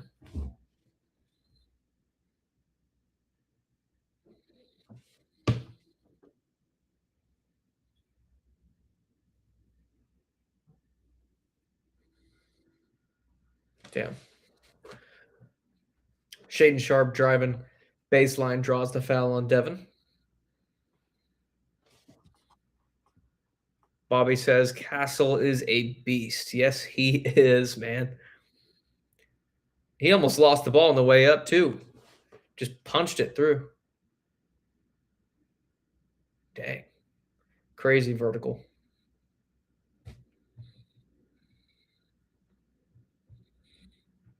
Yes, we will have a special guest at halftime.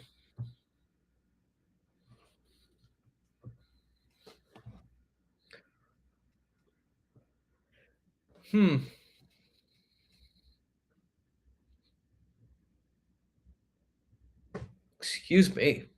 I'm already getting sleepy. I got to wake back up. I drank 2 Diet Cokes before this. I'm killing my liver in order to be on this video.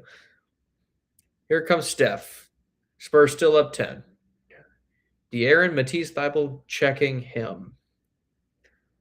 Victor off the screen, mid-range. Pump fake, pump fake. He'll shoot it over Robert Williams. No good. Rebound Matisse.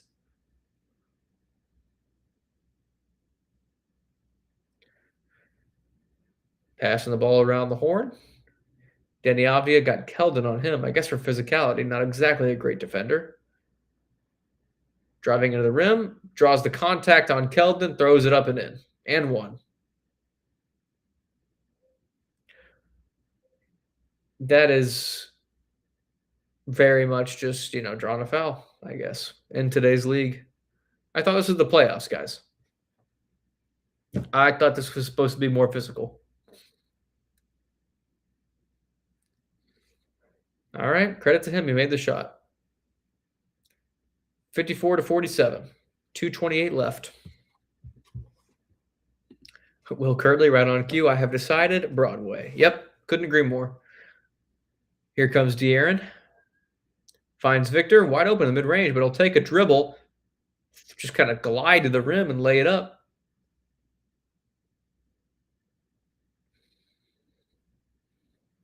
I love the physicality from Victor. Puts his shoulder into Matisse. Portland, dribble handoff. Shaden Sharp, pull up mid-range at the free throw line. No good. Victor pushing the pace. Nope, they'll slow it back down. Give it to Fox. Fox, spin move, pull up. No good. Rebound to Keldon with a scream. Victor all the way to the corner. Fadeaway. Oh, in Robert Williams' face. Oh, my goodness. Victor goes for the block, misses it, but Robert Williams puts it right back.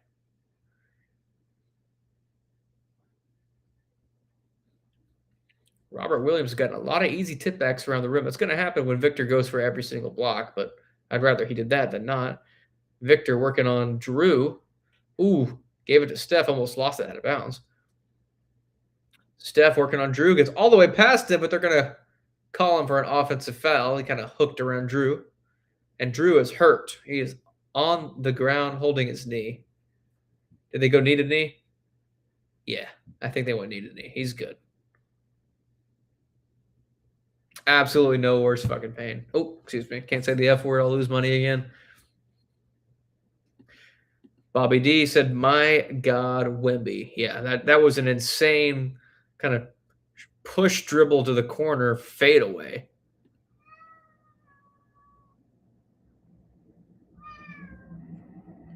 Yeah, knee to knee. Awful. Just awful. San Antonio's going to challenge this one as Winky goes for my window blinds. And we'll go to commercial break while they figure out what exactly happened. Yeah, man, if playing basketball and going knee to knee to somebody might be top 5 worst pains ever. And that shows you how privileged of a life I've led that I'm able to say that with confidence. But I think Will's gone knee to knee with me a few times. Will Curtly in the comments.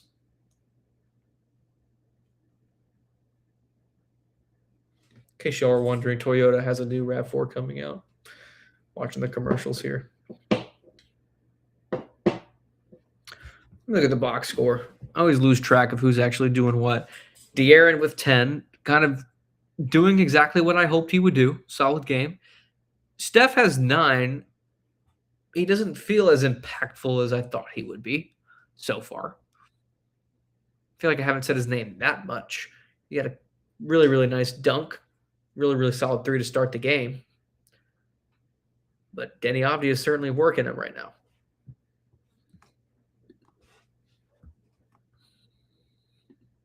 There we go, Will. I'm glad you could admit this. Top 1 worst pain is me taking your ankles for sure. Oh, I misread that. I thought you were going to say when I took your ankles, because that definitely happened more often than the other way around.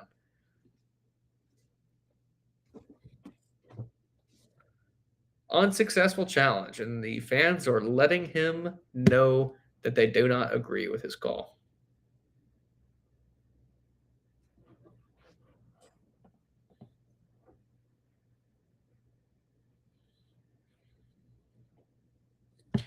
Winky's trying to console me. He knows I'm not in a good place mentally. Any update? Jude Ray asks me, any update on Dylan Harper performance so far? Yeah, I'll read you his box score real quick. He's not been great. He's only got 2 points, 1 for 4. I don't think it's the nerves or anything. I just think he's not getting the same calls as he once was. And yeah, he has not popped off the screen yet. But he's got a whole half of basketball to play. 57 seconds left in the first half. Up by 10. And Portland has the ball. Bobby said, yes, he's been kind of quiet so far. Here's Scoot. Kicks it out to Robert. Tumani Kamara working off the screen. Pull up mid-range. Back iron, no good. Rebound Fox. Spins off of Scoot. And he'll draw the foul. Scoot and his feet kind of tangled up a little bit there.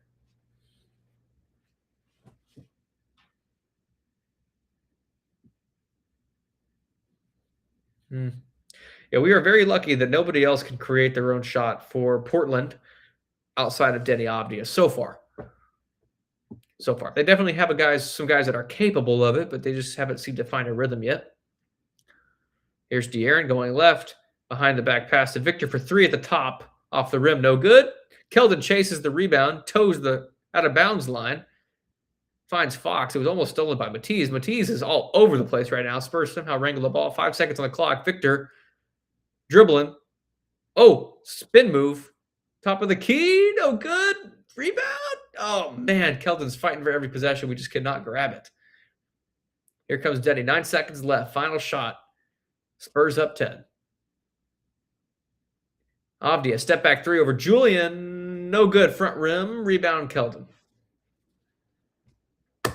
That's the end of the first half, guys. Spurs up 59-49. Let's look at the box score here. I'm going to zoom in. You can clearly tell based on the points totals here for Portland. This is the Denny Avdia show. He's playing very efficiently. He's gotten to the free throw line 3 times. His only help really has come from Shaden off the bench, who's got 8 points, but 3 for 9, 33% shooting. Hasn't managed to hit a 3 yet. And Robert Williams has had some advantageous shots, but I would call his offense something that they can depend on moving forward. But we got to figure out a way to stop him. Offensively for us, I'm pleased with this. 21 from Victor. That was obvious. He led the charge. He looks phenomenal. Doesn't look phased at all by the bright lights. De'Aaron has 10 points. He's played aggressive so far. We talked about Steph a little bit. We talked about Dylan. Could be better. Only 2 points. Very quiet offensive night. Has been able to find a rhythm. Keldon's only taken 2 shots. I guess if I have any critique on just game plan, Dylan needs to find his rhythm faster. But I don't think it's a schematic thing. I just think it's a personal thing. But we got to find a way to get Keldon some easier baskets. Maybe that's in transition offense. We haven't necessarily played a lot of transition ball tonight. Honestly, Portland has probably played better transition offense than we have. Let's look at the team stats. Let's see here. Where's points off turnovers? It's pretty even. We got 4. They got 2. We've turned it over 6 times, turned it over 4 times. Fast break points, we're leading them 8-3. So I guess you can't even make that claim. Overall, I'm pleased. I think just defensively, we got to figure out a way to stop Deni Avdija because he is not going to be the best offensive player we've played in the playoffs. So if we can't stop him, there's no way we're going to stop Nikola. There's no way we're going to stop Jamal Murray even. Damn no way we're going to stop Shai Gilgeous-Alexander. Let's look at Bobby D's comment. Crowd would have erupted if Wemby had hit that. Yeah, that was a nuts move from Victor. I thought it was going to go down the way he's been shooting so far. Tyre Beeman says, the way Denny gets fouls in scared of going to Portland. Got you scared of going to Portland? Oh, you mean like he's going to get the whistle better in Portland? Yeah, that's definitely true. He's going to get more calls at home, and he's certainly getting them tonight. I don't think it's been egregious, but there's been a couple. At least one of those free throw calls was obscenely bad. At least one. Will Kirtley, second half could use a little bit more composure overall. Also need to outbid the refs. Yeah, that certainly helps when you have the referees in your pocket.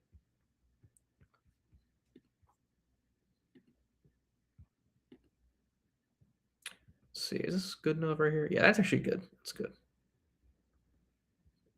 Nah, let's go. Let's zoom out a little bit. I don't even know if you guys are using this. So if you don't really care if I have the box score up or anything like that, let me know in the comments. I just think it's nice to have accessible so you don't have to, constantly move around different screens. And our special halftime guest is about to join up. Once again, appreciate the 10 of you that are still in here. We've been streaming for an hour and 23 minutes. We've watched an entire half of basketball together. Extremely difficult thing to do, honestly, but I am happy to be here with you guys talking Spurs basketball. It's been a great time, especially those of you that have been in the comments. 14 of you now. Appreciate all of you. If you haven't yet, please like the video. Please subscribe to the channel and continue to comment because it goes a long way.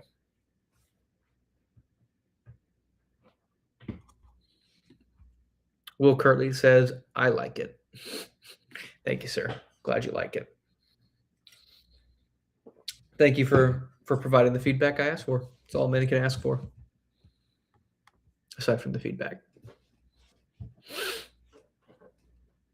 Ooh, man. Halftime show. Who does the halftime show nowadays for NBC? Is it Vince? It's Vince Carter and Carmelo, right? And T-Mac? Is that the crew they have on NBC? Yeah, that's the crew. Oh, I think our special guest is here. Let me bring him on. Michael, can you hear me, sir? Hey. Yeah, can you see me? I can. You can? I cannot see you. Oh, you cannot.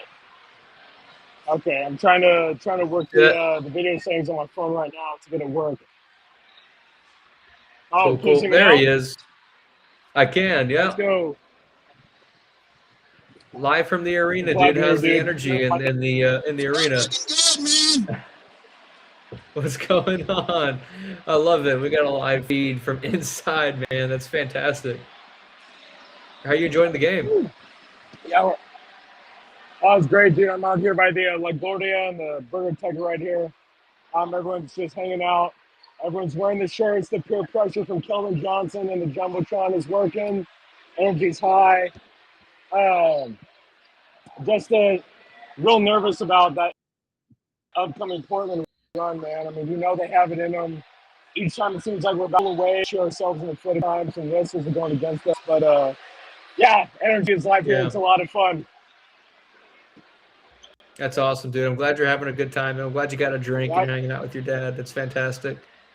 How's the reaction been every time that Denny gets a foul call? Can you hear? It's been bad. This last one, yeah. Can you hear me? Connection's pretty bad in Yep. here. Yeah, I got you. Good. Okay. The last foul that they called on Steph Castle against Drew Holiday was the worst reaction of the night. It looked bad on the Jumbotron. I mean, I understand these challenges are subject to high scrutiny. It's hard to get them overturned, but man, that. Oh. Think we might have lost my guy. Yeah, I think we lost him. Oh, you're back, but I'll let you go. You enjoy the game. I appreciate you joining in and giving us an update from the field. Yeah, sorry about the bad connection, but go Spurs go. I'll check the day after. Right on. Sounds good, man. See you. Go Spurs, Bye. go. Thank you, Michael, for being on. Michael Boehm.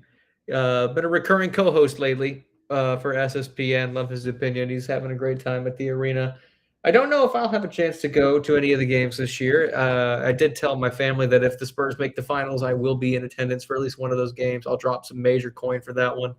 That's it could be a once in a lifetime situation. I don't think it will be. I think we'll have more opportunities, but you never know. If we make the finals this year, with the way the NBA is and the lack of or how difficult it is to repeat, it could be legitimately a once in a lifetime opportunity. Bobby says, yeah, it's those guys. Remind me what we were talking about, my guy. I don't remember what we were talking about, those guys.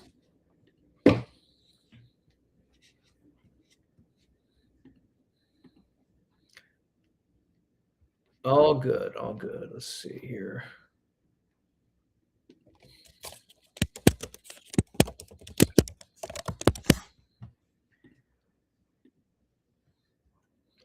Let's see here. Kylie says, go Spurs, go in the comments. Thank you, Kylie. Agreed. I tell you what, give me a couple minutes here. I need to grab a refill on my drink, use the restroom, and then I will be right back. Oh, halftime show. That's what we were talking about. All right. Give me a moment, guys. I will return momentarily. Thank you.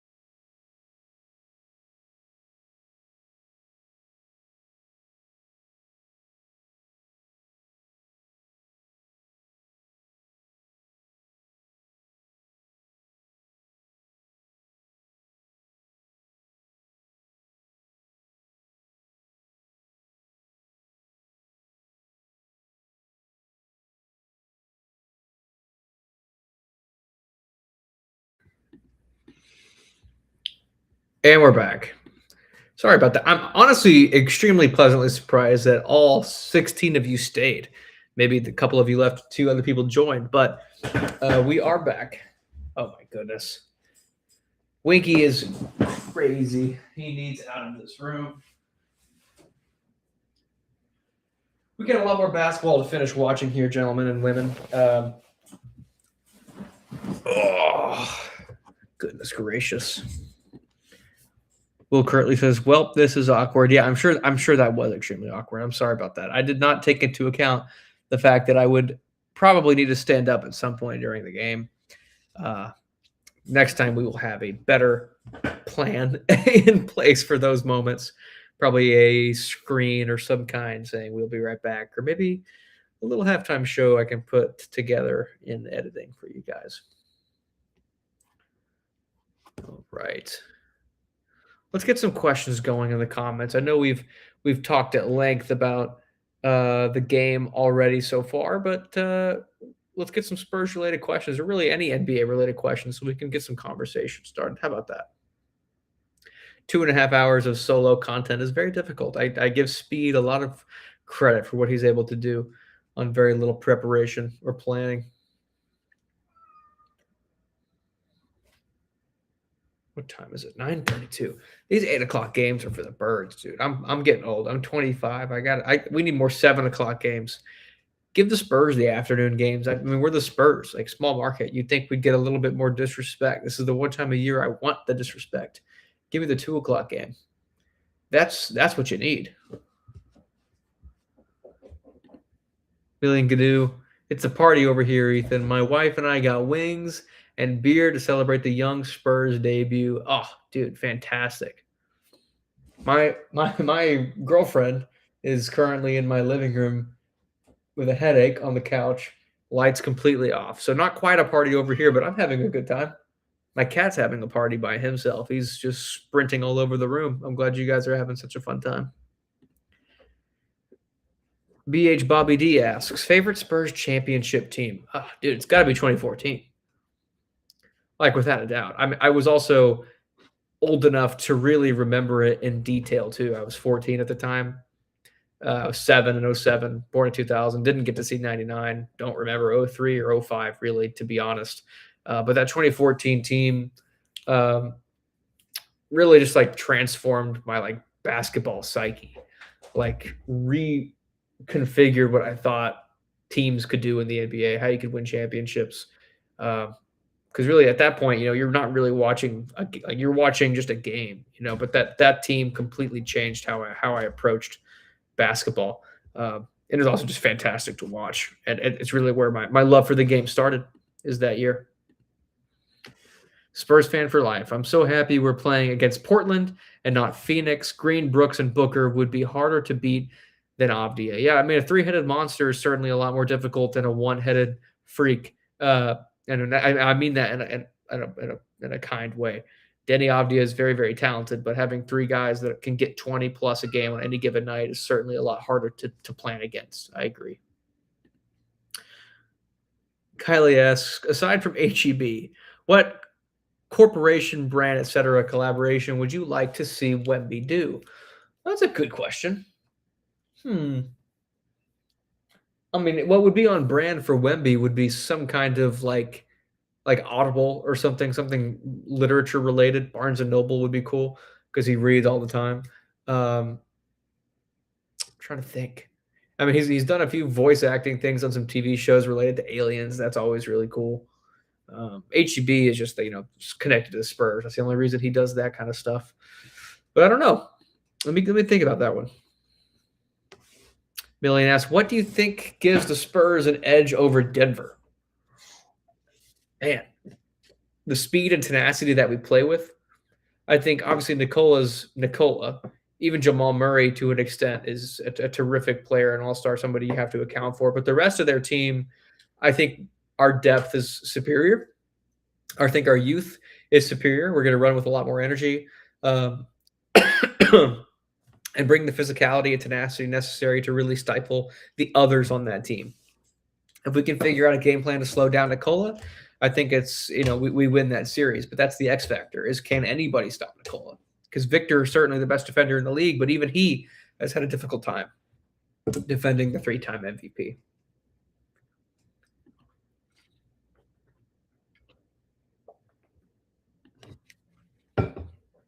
Will asks, would you rather have OKC face Houston? Actually, let me come back to this. The game actually just started. I wasn't paying attention. Immediately, Portland misses a layup. Needed that. De'Aaron Fox, corner 3, no good. Gets his own rebound. Pump fake, puts it up, gets blocked.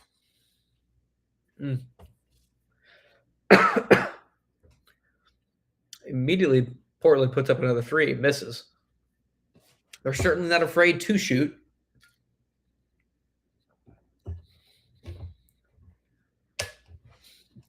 Here's Devin Vassell. Step back, mid-range. No good. Denny Avdia, the offensive hub for this team. Kicks it out to Drew. He almost lost it back to Denny. Drew Holiday, corner 3. Bangerang. Excuse me.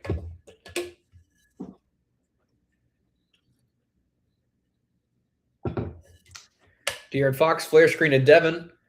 He'll take it inside. Kicks it back out to Steph. Nobody in the paint. He'll take a layup. No good. Tried to draw the foul. Could not get the whistle.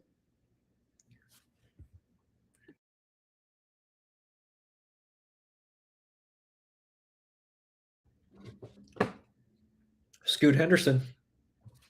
Knocked down the 3. 4-point lead. Just like that.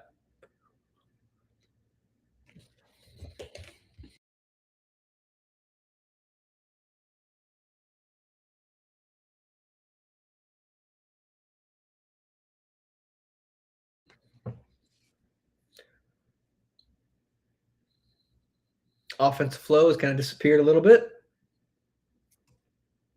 But right on cue, Portland steps out of bounds.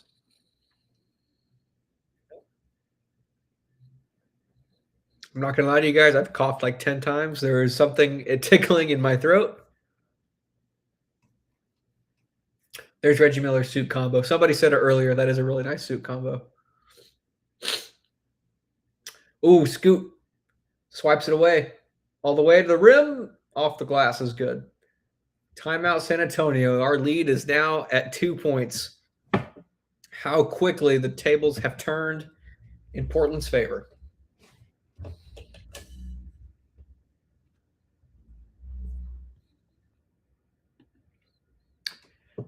Yeah, he's very fast.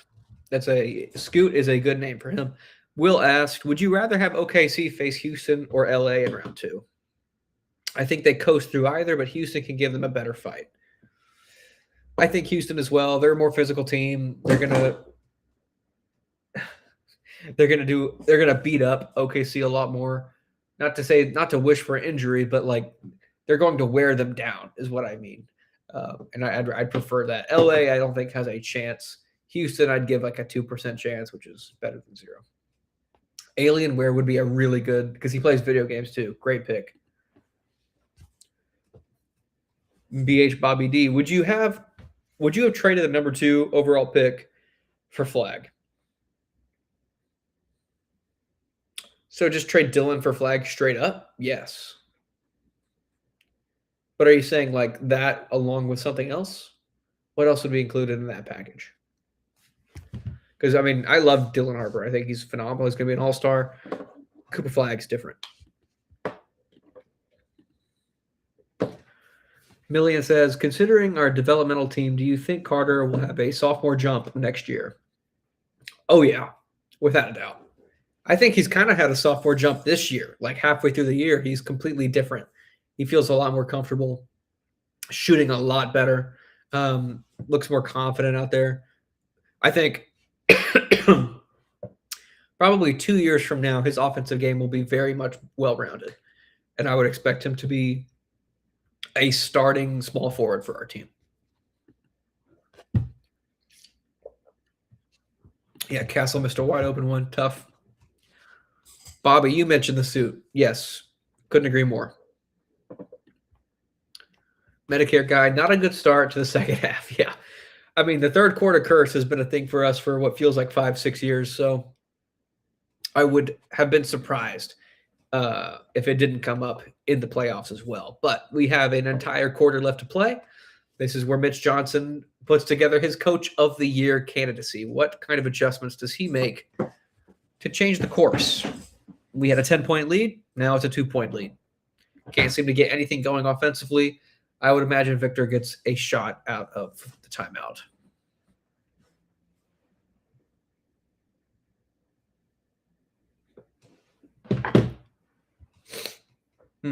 Thank you guys for continuing to keep the questions coming. Some fantastic questions, fantastic comments to keep this momentum going. And you'll have to forgive me. My throat does scratch a little bit right now. So if I pause at any given moment, please forgive me.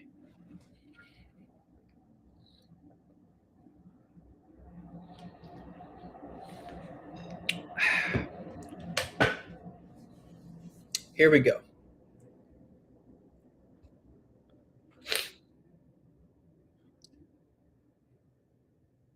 Tim Duncan's vibe is so different nowadays. Like, I'm sure he's always been this kind of guy, but like his appearance is so vastly changed. It's wild.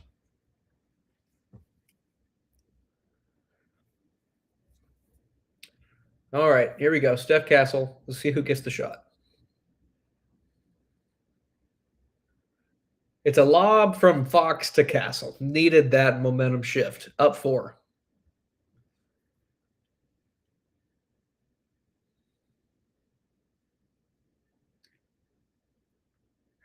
As solid as De'Aaron and Victor have been, we're going to need Steph to come along for this ride, so we need to get him going a little bit more. Get some easy baskets. Ooh, Scoot Henderson. Shifty. Hits that mid-range jumper. Yeah, he's feeling himself right now. Slow that down.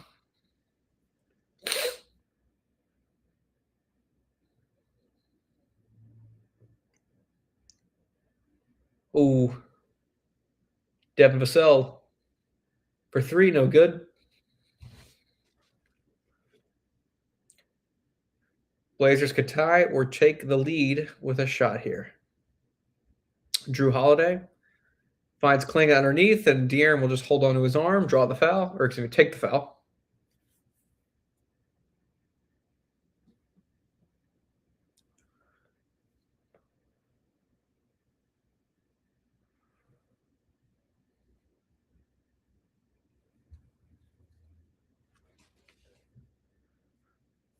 All right, Scoot Henderson all the way to the opposite corner. Kamara takes it inside, tries to dish it down. Whoa. Loses the ball.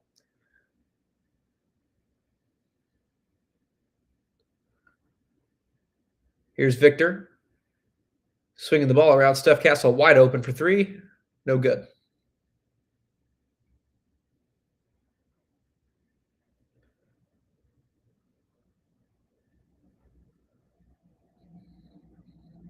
Here's Denny. Step back. Kicks out to the corner for Kamara. No good. Throws it all the way down the court to Fox. Puts it up. Draws the foul on Denny.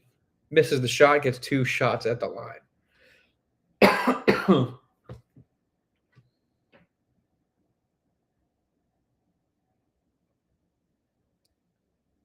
Oof.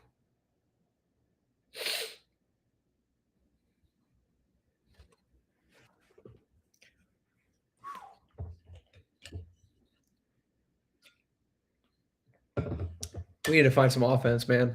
A lot of ill-advised 3-pointers right now. Tough shot in the mid-range from De'Aaron. Scoot all the way to the rim, but kicks it out to nobody. Nobody in the corner waiting on that pass.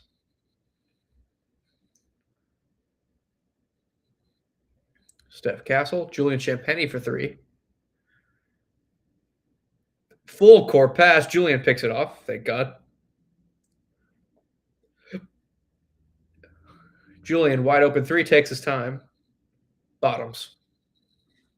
Transition, live ball turnovers is what creates offense for the Spurs. Need to keep them Starts on the defensive side.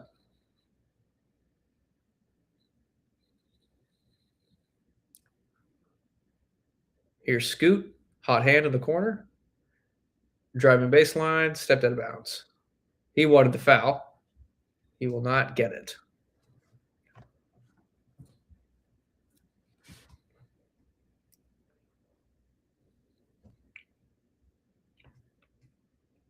Ooh, Drew Holiday grabbing his knee again.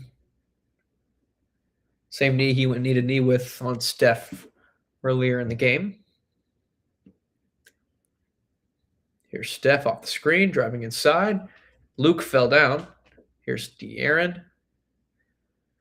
A lot of dribbles. Gets all the way inside. Off the glass is good. Tough shot again, but, I mean, we'll take what we can get right now. Drew looking down low. Oh, 2 blocks. Donovan Clean got blocked by Luke. Then Devin helps side defender. Here's Devin all the way to the rim. He'll kick it out, but it'll get fouled on the floor. Dang.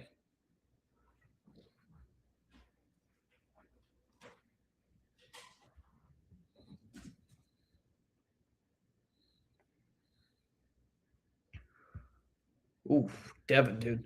I know some people in the comments talking about his offense, and yeah, he's struggling right now, but defensively, he's still, in my opinion, terrific. Ooh, tough screen from Julian. Golly, we're beating the crap out of Drew Holiday. And we turned it over. Here he comes down the other way. Blocked again by Devin. Oh, man, Devin. He must know I'm talking about him right now because he is trying his best to prove me right about his defensive impact.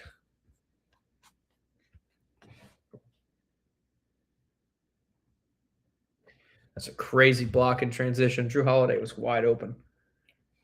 Drew Holiday's getting a hold. He was slowing down there.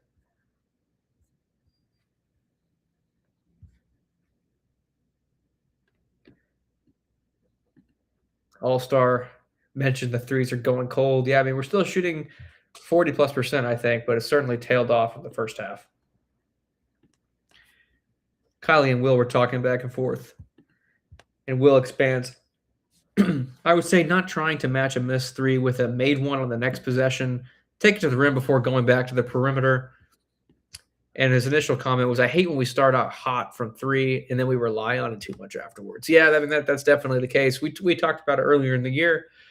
It feels like our offense is so predicated on the others, the role players, hitting a lot of threes. And when that doesn't happen, we have a tendency to stagnate as Devin hits a 3 right on cue. 69-61 Spurs.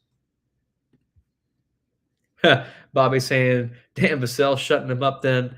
And he's saying, I'm sorry I said anything, LOL. Yeah, he certainly – I mean, he hit a shot. And he's playing some terrific defense. So let's see where he takes this.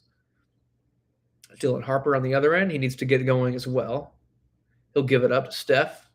Devin, pump fake. Turned it over. Kamara steps into a 3. Too strong. Ooh, man. Devin Vassell, transition 3. Yes! Oh, my goodness. He is catching fire. What did I say? Very beginning of the video. Devin's one of those role players that could change a series, change a game. And he started off a little bit rough, but he is showing up when it matters right now in the third quarter. A couple threes, a couple blocks, a couple rebounds.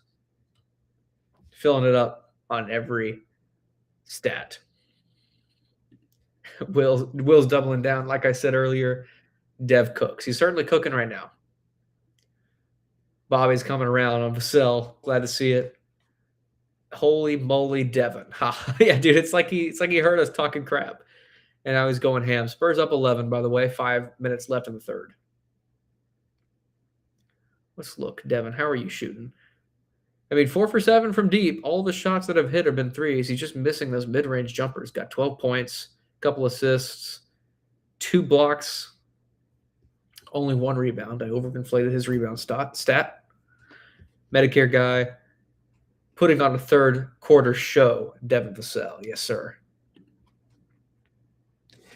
That's why you love the playoffs, man. It's every game someone else can show up and be a difference maker. And right now in the third quarter, when it looked like we were about to die, Devin showed up. How is Julian playing? Only 1-3, but it's only taken 2 shots. I predicted at the very for the pre-playoff video, I predicted that he would break Danny Green's 3-point record for playoffs, and it's not looking good so far for Mr. Julian. But you never know. He could have 12 threes next game. Bobby D. I love the defensive effort of everybody out there. Yeah, certainly Mitch said something in that timeout that got them cooked up. Million Gnu, Vassell cooking with grease. Who said that again? Who's the play-by-play guy that said cooking with grease? I remember that. That's a good one. I'm gonna try and fit that one in here at some point for this game. Let's take a viewer watch. 15 of you in here so far. I appreciate all of you being here. If you haven't already, please like and subscribe. If you're new to the channel, if you're first time in a live, we try and do post games, live coverage, just random live streams throughout the year, and then just do Spurs content, news, and other related Spurs topics as they come up throughout the year.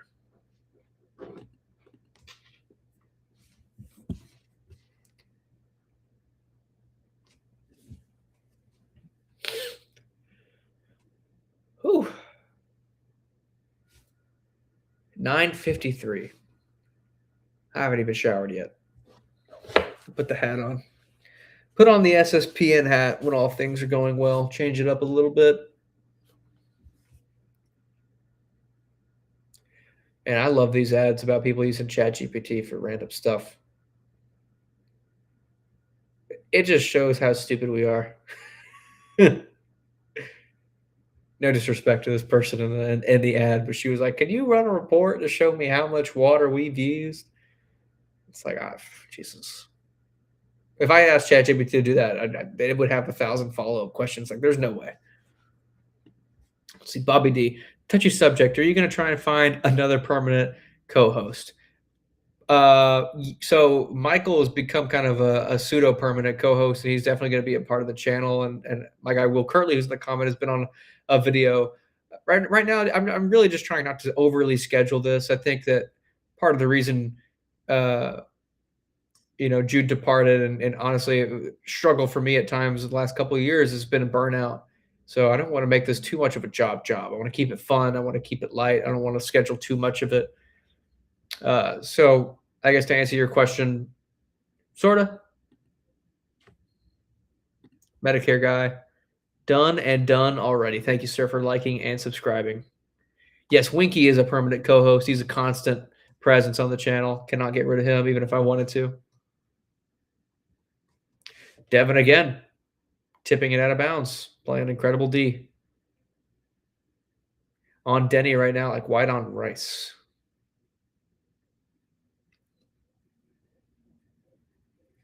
Shade Sharp, step back three, no good. He is an electric player, but he shoots a lot of ill-advised shots. Here's Steph. KJ, spin move, puts it up, misses everything. But he did grab his own rebound, so it's going to be a travel. I like the idea, just didn't execute. I remember back in like 2021, we started this channel. We talked about Keldon Johnson's ceiling, and I really 20-year-old Ethan had a hot take that he was like Charles Barkley, and obviously that didn't age well. But then this year, every time he goes into those like half spin, post up, hook shots, it's like that. I mean, that looked a lot like Charles Barkley. Around mound to rebound. Here's Denny Avdia for three off a screen. Bottoms. God. That's his first shot of the second half, allegedly. He's got 24 points already. So my take was completely wrong. Here's Steph. Alley-oop is good to Luke Cornett. Their connection has arguably been the most cohesive connection on the team all year long. even more so than Victor. Shaden Sharp, too much dribbling, hand off to Denny, trying to draw the foul, gets swatted by Luke. Here comes Steph all the way to the rim, gets the foul, no good on the shot. Ooh. What happened to Denny? I missed it. He's in some pain. Yeah. He went knee to knee with somebody, I think. I'm not sure exactly what. Here's the replay.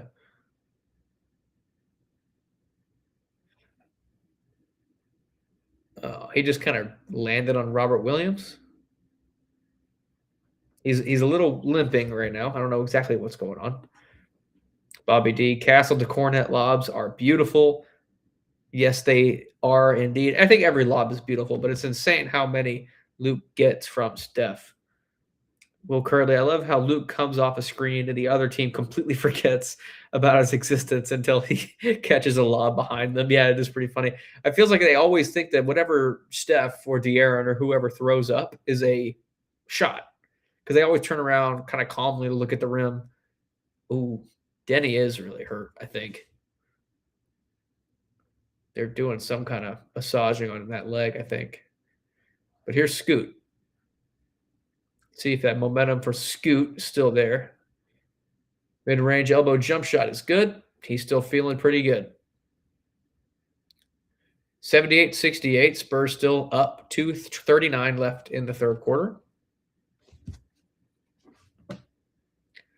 Here's KJ all the way to the rim. Oh, just bully ball. Oh! He missed a layup, but Luke Cornet cleaned it up with the slam. The Luke and Devin quarter. Who would have thought? Yeah, Luke's already got 10 points. Drew Holiday, step back corner 3. Tough shot, missed.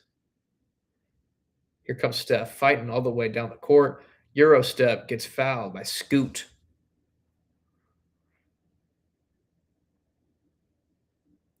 Dang.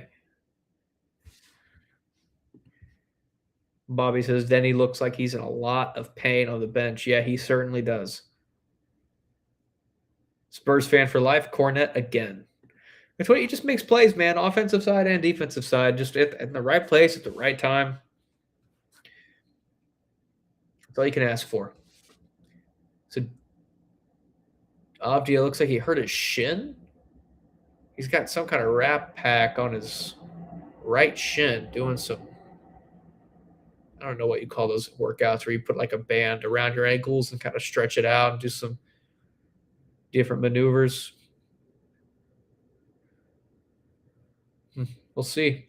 Steph knocks down both free throws, up 82-68.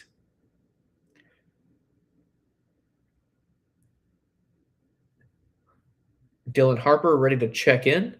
Drew Holiday working on Steph. Drew Holiday throws up the lob. Ooh. Robert Williams can really jump, man. Good connection with him, too.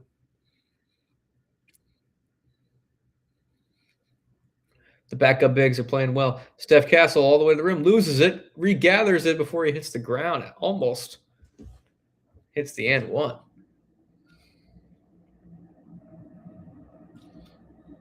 Steph's getting his whistle this half. Being aggressive. Dang. Robert Williams is quite a leaper. I think M-Easy, I don't think he's in here. If you are in here, show yourself, but he's always been a proponent. I think it's M-Easy. It could be someone else. He's always wanted us to trade for Robert Williams. Luke Cornet with some really meaningful minutes. He'll sit down. Victor will come back in.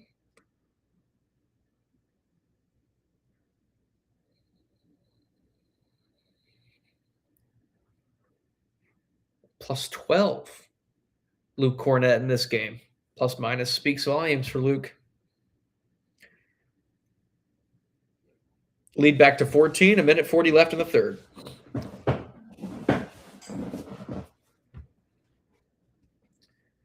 Scoot Henderson. Absolutely swarmed by Steph. Gets it right back. Driving left. Fakes the pass. Lost the ball going up for the layup.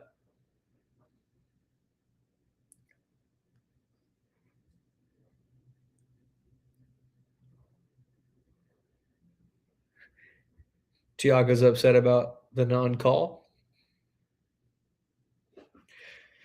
Miss good old Tiago Splitter.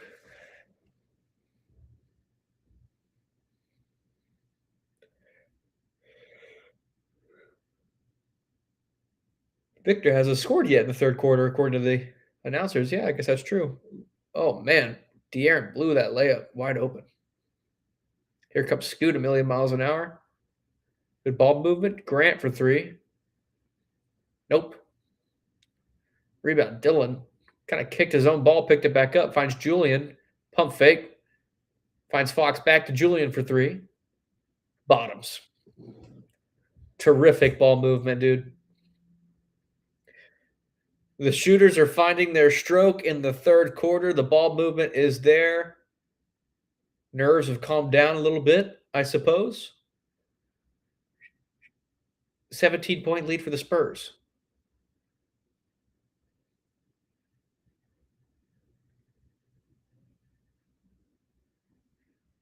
Here's Drew Holiday working on Victor. Slowing it down. 2 for 1. Takes the three. Absolutely nothing. KJ got the rebound. 25 seconds left. 17 on the clock. 7-second difference. De'Aaron will slow it down to try and take a last-second shot here. Okay, going left. Pump fake. Finds Victor underneath. Allegedly got blocked. I thought that there was a foul there, but here comes Portland the other way. And Jeremy Grant throws it down with 4 seconds left. Wow. Here's Dylan Harper. 2-1. Shoots a half-court shot, basically. And absolutely nothing on that one either. Bizarre they didn't call a foul. That looked like a clear foul on Victor.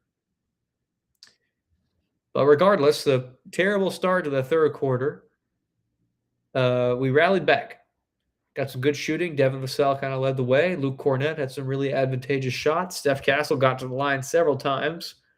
And now that lead is 15 in favor of the Spurs. Pretty good story if you're Mitch Johnson looking back on this quarter. Bobby D, the passing. Yeah, the passing was phenomenal. I think you're talking about that Fox pass right back to Julian for three. Will Kirtley, watch out, Danny. Juju is on the board. Yeah, how many threes is that for him? I got to zoom in on this thing. Julian Champagny now, 2 threes so far. So it feels like he hit more, but only 2 threes. Still not crazy. Bobby, 15-point lead at the end of the quarter. I will take it. Absolutely. Tyre says no foul. I got to watch it back. I'm sure they'll show I guess they didn't show the replay. It looked like a foul to me. Will Kirtley, insane no go. Yeah, and I thought it was a pretty clear foul. Or maybe Tyre, you're saying no foul, like what? No foul? I don't know what you're saying. But I thought it was a foul. Regardless, I don't think we will need it. 15-point lead going into the fourth quarter feels safe, but knock on wood, I'm doing that right now. Victor with 21. I don't believe he scored at all in the third quarter. And the others just showed up. Steph has 17. Devin has 14. De'Aaron only 12, so he only scored once in that quarter. Kind of an inefficient night so far for someone that started off, in my opinion, pretty well. But Luke Cornett with that 10 off the bench has been huge. Arguably the best backup center in the NBA, in my opinion. I should look up a list of backup centers, honestly. I'm trying to think of who. Naz Reid. Naz Reid is really good. It makes you think about this team moving forward. I know Harrison's on an expiring contract, but what's a position that we still really have a need for come free agency? What are some positions that we should look for? I think power forward, obviously, but we'll have to see what we can come up with in the draft. Because Julian, I love Julian, but he's really a 3 that we're stretching to a 4. And Harrison can play the 4, but I prefer a Julian. But we'll have to see who's available in free agency at that 4 spot. It doesn't have to be anybody crazy. Ideally, we either draft a power forward or try and convert, I guess, Carter to 4, depending on if he grows anymore or if he. He's already pretty darn strong, so I don't think he needs to get much stronger. Bobby D says signing Cornette was brilliant. I agree. Fantastic. And he breaks it down. He says we need a floor spacing wing. Like I said, but if we do a floor spacing wing, I want one that can play power forward. I'll just leave it at that. Preferably. I think we have a lot of guys that can kind of play 2 and 3. Maybe too many. But we don't have that many guys that can play the 4 spot anymore. I did see some people on Twitter suggesting Draymond Green to San Antonio. I didn't even think he was on an expiring deal. Is he going to be available next year? Will he be a free agent? I don't think he's a free agent. I don't really want to trade for Draymond. But it's an interesting theory, interesting thought. Let's see. Manu's there. Tim Duncan's there. David Robinson. Coach Pop. George Gervin. The who's who of San Antonio.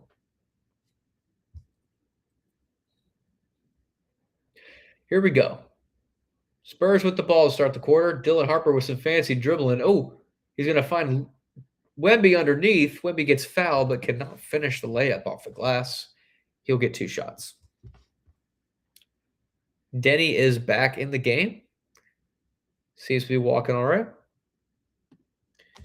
Spurs fan for life. After seeing this playoff Cornet edition plus the usual Wemby, we just need to get a solid, decent power forward or center in the 19th pick.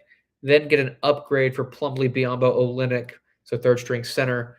And we're going for the repeat in 27. I like that. I don't think he'll be available at 19, but Yaxel, I always forget how to say his last name. Yaxel Lenenberg from Michigan, I think would be the perfect fit next to Victor at that power forward spot. I don't think we're going to trade up to get it, but I love the idea of him. Bobby says, to Draymond Green. Kylie says, Draymond Green, ? With this emoji. Yeah, I don't know. I mean, fit-wise, I sort of get it, but he's so old at this point, I don't want him. Unless he's free. If he's a free agent, we get him for the veteran minimum. Sure, I'll take Draymond Green. That's the nasty I've been looking for, I guess. Go start a couple fights. Rather have him on our team than not on our team. Denny Avdia pushes off De'Aaron. No call. Kick out to Tumani. Gets Victor up. Denny for 3. Nope. Rebound by Fox. Loose ball fell on Scoot, who I think thought he was going to easily get that rebound. De'Aaron snuck in there and stole it from him. 89-72, Spurs up, 11:25 left in the game. That's Scoot's 4th foul. He should be good for the rest of the game unless somehow we go to overtime.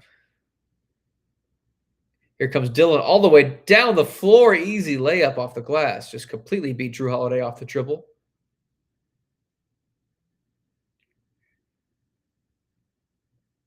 Jeremy Grant, relatively quiet tonight. Finds Kamara. Victor checking him. Absolutely in a box. Here comes Drew going baseline on Victor. Nothing. Oh, shit, that was not Drew. That was Jeremy Grant. Gets swatted away. Dylan Harper in the corner, driving inside baseline. Easy layup. Denny Avdia is just not a paint defender. Nothing he can do about that one. The Spurs are up 21. Victor, Reggie makes a joke. He's going to call it right now. Victor's the defensive player of the year. He started that transition play. Harper finishes it. Will Curley, I think we should bring back coaches in suits. Yeah, I agree. I don't like the new look. I miss back when they had Aura, man, with Pat Riley and them. Just absolutely dapper on the sideline. Bring it back. Bobby Harper, yes, he's finally playing well in the 4th quarter. Spurs fan for life. Draymond, no. Yeah, I mean, I don't want him. But if he's on the other team, I do. I don't even know why we're talking about it. Because, again, I don't know why. I don't even think he's a free agent. And if we're trading him, I would give up nothing to get Draymond Green. Bobby, here's my old man take. I hate that teams just wear whatever jersey colors. I miss white, home, solid road jerseys. Huh. That's an interesting take. So you don't like the Fiesta colors? You just want like either the association or the icon jersey, the white or the black? It's interesting. Certainly easier to decipher who's on what team. Looking at the stats real quick. Harrison Barnes only 7 minutes tonight. Had 2 points, but both off free throws. Didn't take any shots. KJ, kind of a rough night so far. 3 points in 17 minutes. Dylan had did he have 2 points at the half? I think he had 2 points at half. He's got 6 now. Couple rebounds, got 4 rebounds, 2 assists. He certainly seems to have come alive in the second half a little bit more. Once he's realized that he's not going to get every single call. De'Aaron, a real rough second half. A real rough second half. Only 2 blocks for Victor so far. Million says, I wish they still put the Larry O'Brien trophy on the middle of the court. I think they might be doing that, man. For the finals. Not the playoffs, but I think they might be bringing that back. I don't think they actually confirmed anything, but they released a photo of like the NBA Finals and it had the logo in the middle of the court. It could have just been, an ad, and they have no intention of really doing it, but it could be a slight hint at the fact that they might try it again. Bobby says they are less special when teams wear alternate jerseys every other game. That's fair. That's very fair. I miss the Christmas jerseys, like with the sleeves back when I was a teenager, like middle school, high school era. That was such a fun time to be a fan of the NBA.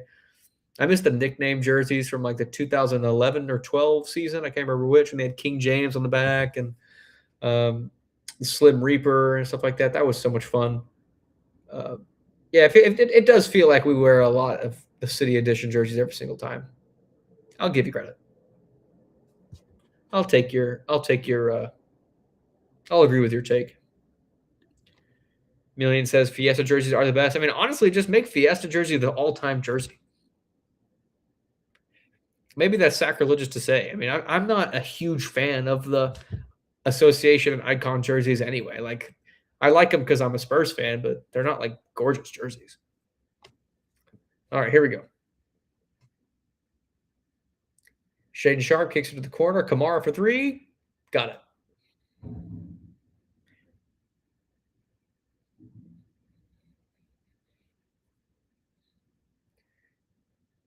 Here we go, De'Aaron. Let's put together a nice offensive quarter here. Finds Harrison Barnes. Oh, he is in the game. Finds Victor underneath. Victor trying to spin. They got their hands all over the ball. He puts it up and in. And one. Hook shot with the left hand. He is upset. They were pulling all over him. It looked like honestly could have been a jump ball for a second here. So that's a foul. That's a foul. And then Denny had a hold of the ball for a second. And finally they call it. Damn. He is heated, man. I love it too. Reggie Miller.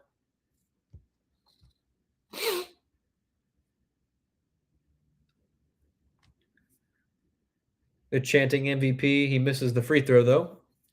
Could be a symbol. 20-point lead, 95-75. Oh, Denny Avdia, quick 2 behind the backs. Gets into the paint, kicks it out. Drew.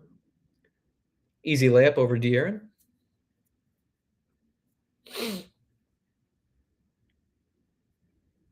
I can hear the Jackals clear as day. Yeah, De'Aaron, just give it to Victor. Pulls it up for 3. Bangarang. Holy crap, dude. So smooth. A few feet from behind the arc.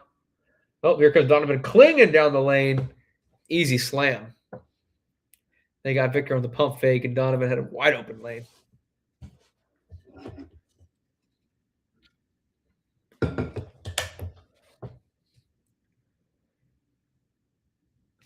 Uh-oh, Victor, he wants the matchup. Couple dribbles on Donovan. Spin move. Oh, mama. Off the glass is good. He wants the matchup. Timmy and David watching on. Victor looming for that block. They kicked it out. Everyone's afraid to shoot in the paint. Shaden Sharp mid-range. It's good.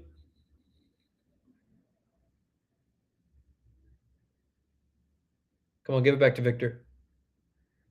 Give the ball up. Give it to Victor. He wants that shit. He's got Kamara now. Gets a screen from Harrison. Pull up 3. Oh, no, he throws it out. Give it right back. Oh, pump fake. Gets him up. Sham God. Spin move. Oh. Oh, no. He is down. Julian fouled. Okay, he's all right. He's up. How is that not a foul, though? He tried to spin. I know that's good. That's good defense. He didn't need to spin. Oof. That's some physical play right there. I don't know. I mean, he had position. Drew Holiday, he knew what Victor was going to do, but I hated to see that. Medicare guy agrees with Bob about the Fiesta jerseys or just the special jerseys. Million says, love the Christmas jerseys. Bring those back. Yeah, man. Please. Have them with sleeves, too. Ooh, clean layup from Drew Holiday. 83 to 100. A tiny run here. Victor's back on the bench. 8 minutes left in the game.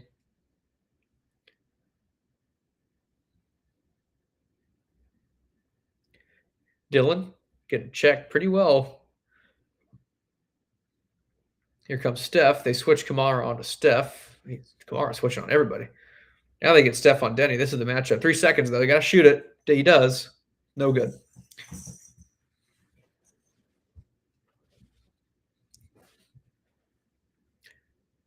Here's Drew.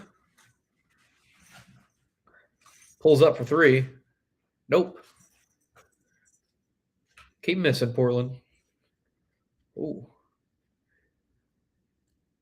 Here's Dylan. Tumani Kamara is such a good perimeter defender, man. Luke Cornett. Down low, kicked it to Harrison. Harrison trying to make something happen. Doing too much.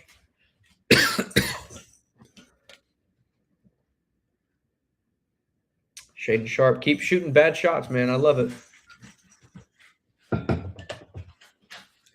Timeout, Spurs.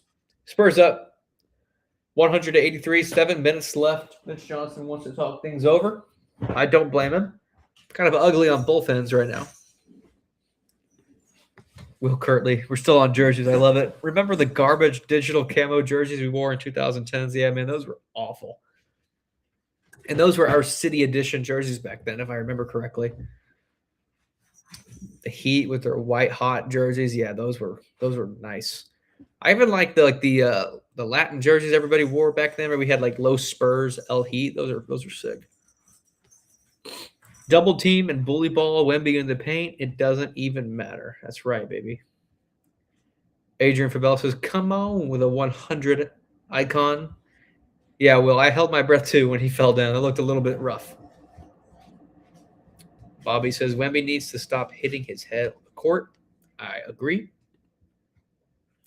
Wemby is going interdimensional on Portland, says Henry Rojas. Bobby says, I'm not specifically talking about Fiesta jerseys. It's just every team wearing alternate jerseys all the time. Okay, got it. Good clarification. 12 of you still in here. It's 10:20. Give me just half a minute here before we come back to the game. Still on a commercial break, and I need to use the restroom. So I will put the ticker on, be right back. Give me just one moment.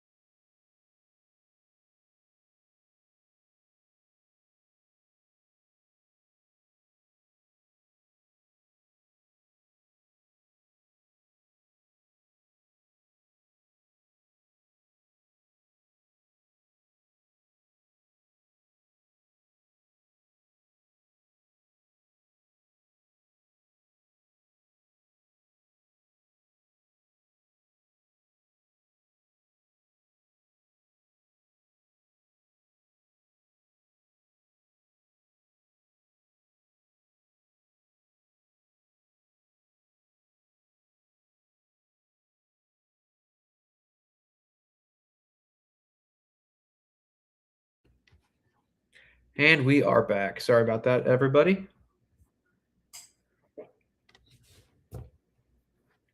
Oh, goodness. Dude, Giannis is so annoying right now, dude. Just fucking, say what you want, man. He's making some commercial, and they're making jokes about how he's like, there's only one movie I want to do, or only one thing I want to do, one place I want to be. So just tell him where you want to go. Bobby says 30 points for Wemby. Does he have 30? Did I miss that? He does. 30 points. All right, he only has 3 rebounds, though. I called 15. Way off. And Winky's here. Everyone say hi to Winky. He has to make his camera debut.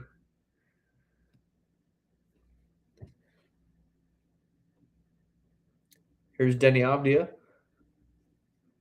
Scoot. Mid-range jumper. That's good, dude. Scoot's been on tonight. He's someone we have to game plan for moving forward. He's got 14, 6 for 8 shooting.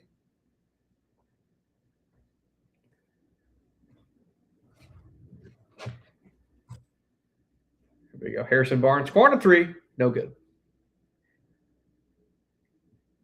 Keldon Johnson called for the loose ball foul. He's a little upset.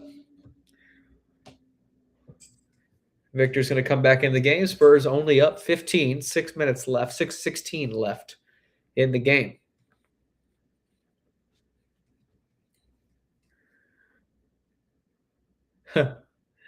Keldon's asking for a challenge, but we don't have one, buddy. Sorry, dude. I wish we did. Man, Scoot's pretty shifty, dude.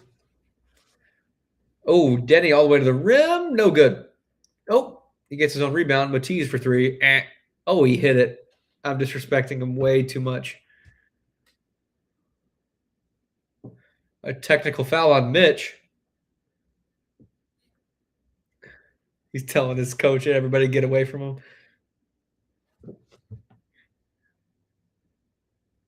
12-point lead for the Spurs. About to be cut down to 11.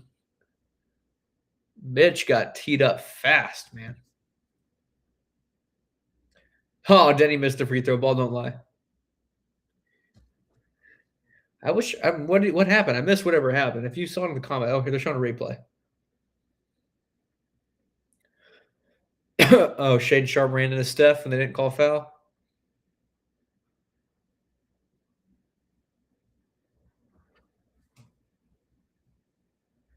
He barely did anything for that tech. That's so stupid. Let him scream. Here we go, Vic in the post. Looking for the handoff action. Did not get it. Instead, he gets the screen. Now he's in the corner, posted up. Trying to get something going. He's going to put up a 3. And he hit it. Oh, my goodness. Just dribbled around for 20 seconds.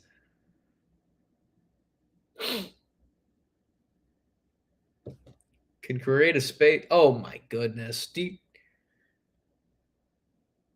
Avdia just falls down. They call a foul on Devin.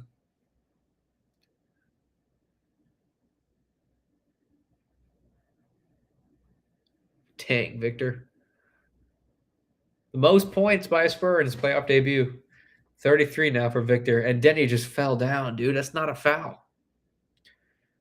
Whatever. Let's move on. Keldon on Denny. 5:17 left. Denny dribble, spin move. Crazy footwork. Kick, scoot in the paint. Pulls it up. Hits it. Dang. Scoot is on fire.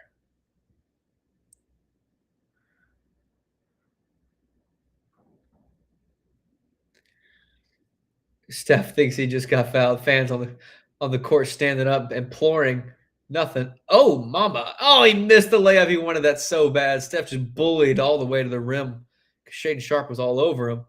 Shaden Sharp, layup, no good. He's just shooting crazy shots. Here come the Spurs. De'Aaron to Keldon, pump fake, trying to drive down low. Oh, my goodness. Keldon lost it. Here comes Denny all the way down the lane. Easy dunk. Goodness gracious. Slow it down, guys. We're only up 11 now. 4:24 in the game. 103-92. Spurs up. Denny Avdia with 26. Here's De'Aaron Fox off the screen. Victor at the three-point line. Kick out to Devin. Right wing three. No good. Steph tips it out, but it goes out of bounds.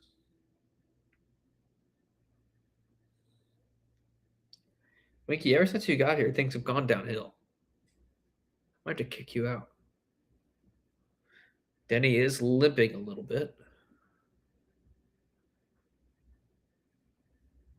As this game comes down the stretch, I'm going to have to watch what I say because I have a propensity for cursing in late game situations.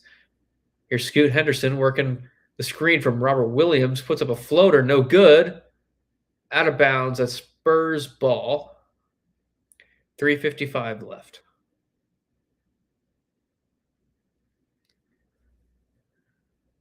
Scoot Henderson is complaining. The ref just said, stop. I love it. Shut up, Scoot.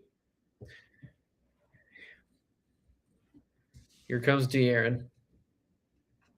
Gets the screen from Victor.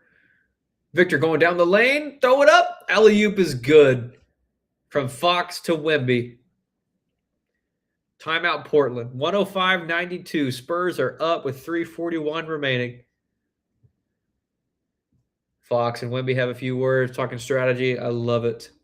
And Salesforce ad pops up. Fantastic. Time to look away.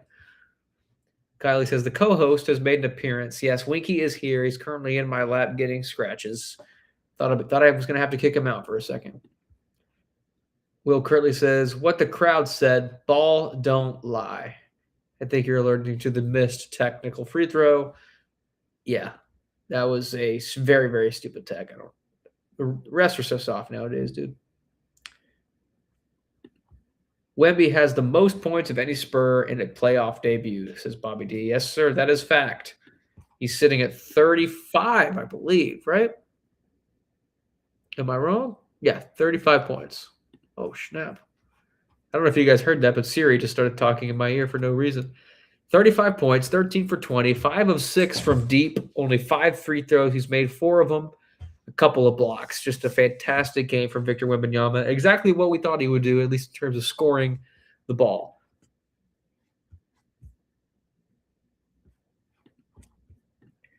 I think that the final takeaway, though, for this game, if we win, is we got to find a way to stop Denny Avdia, dude. He is way too hot. Scoot is another issue, but I don't imagine that's going to be a consistent 7 for 10 every single night from him. He's got 16 right now. Really finding his own shot in the mid-range, getting to the rim with relative ease. But Denny's the real problem. He's got the ball. Down the lane, push off, mid-range jumper, misses off the rim. Oh, Scoot Henderson just yanking on Victor. Pause. Victor was trying to get that rebound, and Scoot just grabbed his arm and just yanked him away from the ball. Victor may have sold it a little bit. Million asks, are you going to do a post-game breakdown, Ethan? I'll do a couple minutes. I won't just immediately hang it up, but nothing super extensive. Won't go probably more than 5 or 10 minutes, depending on how many questions we have in the comments. Bobby D says, I almost forgot Lillard is there. Yes. They were joking around with him about will he or will he not play at the playoffs at some point. The answer is no. We will not see him this year, but he will be there next year, which is pretty scary. If he's even remotely the same player that he was before the injury, that will be pretty decent for Portland. Portland challenged, I guess, the foul on Wemby. I wasn't really looking.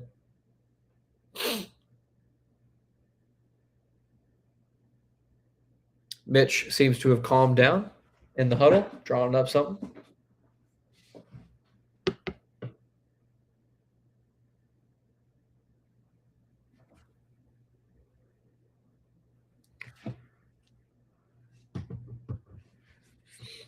Hmm. 105-92. Spurs up 13, 3:25 left in the game. Only 30 minutes for Victor so far. 27 for Julian, 31 for Fox and Devin, 30 for Steph. I mean, say what you will about Mitch Johnson. I know a lot of people love him. A lot of people, think he's just okay or whatever. I tend to love him. And he manages his star players' minutes very, very well.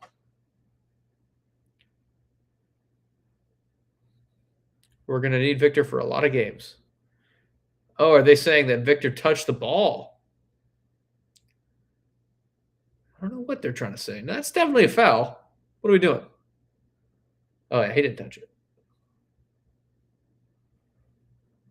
What are we reviewing, guys? That's clearly a foul.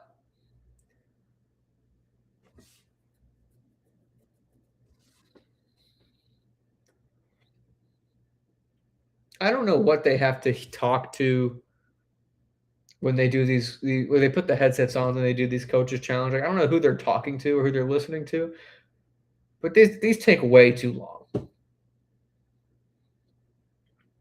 Like, I get it if it's a close. Like, this is so obvious, guys. What are we talking about? What chief referee officer has to get his 2 cents in? Oh, they're doing a wave.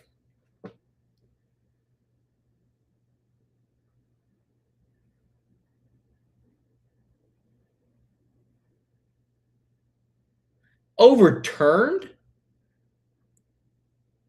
They're calling it incidental contact. He yanked Victor to the ground.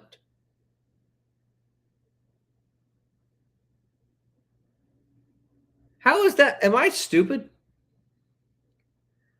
Am I dumb? How is that not a foul? I don't care if the ball wasn't in. I mean, the ball was in play. What are they talking about? Whatever. Portland ball. Matisse Thybulle is going to take a 3. He's going to miss it. I almost said he's going to miss it before he even shot it, but last time I did that, he went in. Here comes De'Aaron. Matisse on him.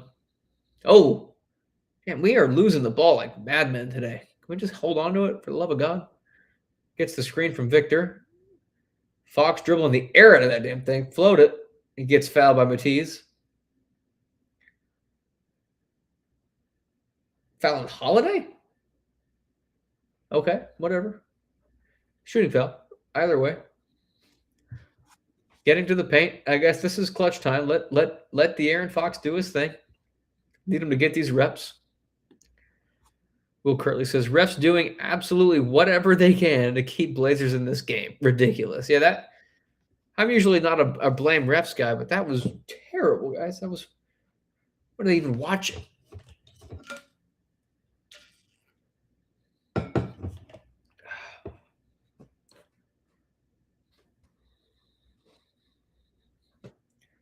De'Aaron missed his free throw.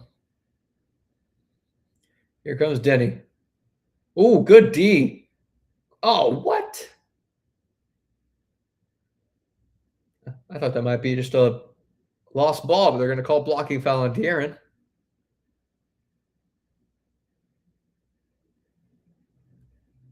Yeah, these fans are crazy, man. I love it. I love Spurs fans. I am one. Love myself. Here comes Scoot. Down the lane, kick out Kamara, Denny. Victor on him. Here comes Denny. Pushes off Victor and gets the mid-range jumper to fall. Here comes De'Aaron. 2:25 left, 106-94. Spurs up 12. Fox working on Denny. Alley-oop. Oh, my goodness. Victor almost threw it down. Didn't. Fox got the ball back and put it up an easy floater. 2 minutes left. Scoot down the lane. Missed and fouled by Julian, apparently.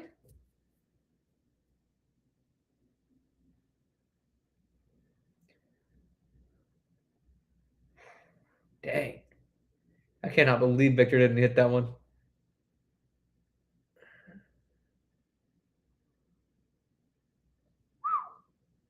All right. Apparently, Scoot got fouled. Will Kirtley, incidental contact, doesn't matter. He created the contact. Foul, plain and simple. I agree, sir. I agree. Incidental implies that it didn't impact the play, and it clearly prevented Victor from getting the rebound. Bobby says, I honestly thought that Wemby lob went in. Yeah, it was close. It was very close. Here comes Steph. And Steph and Dylan are clamoring that they're getting hit in the face, but they have not gotten very many calls. Illegal screen on Victor Wembanyama.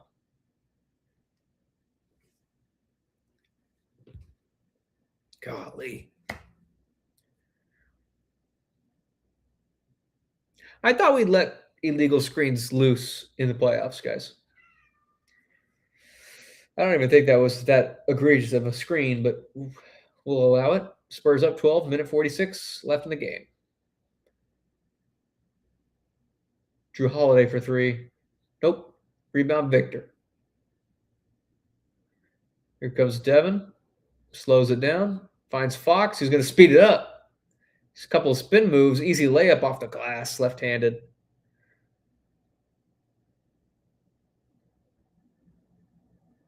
Scoot Henderson three. No good. Rebound Devin.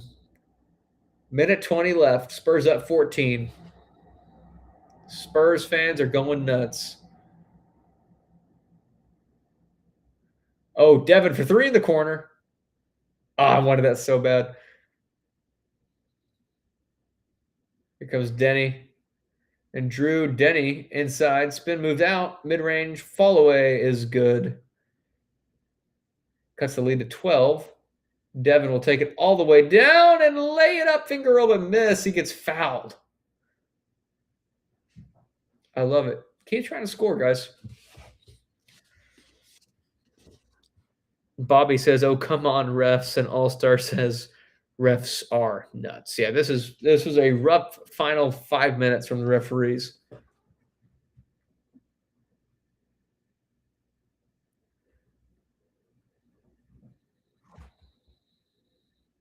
Devin will take 2 free throws here. Should ice the game. Benches will come in for both teams, I believe.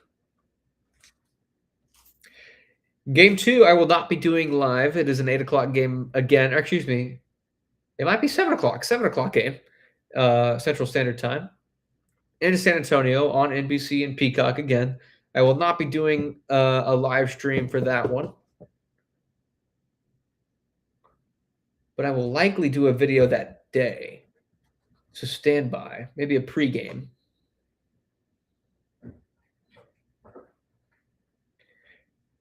Yep, their starters are checking out. Victor's dapping up everybody on the bench. Devin's going to finish this free throw off. He missed that one. All good. Blake Wesley, former Spur in the game. CD Sissoko, also in the game for Portland. Loved both of those guys. Really thought that they had a real future here in San Antonio. Probably still have a future in the NBA. City misses the three.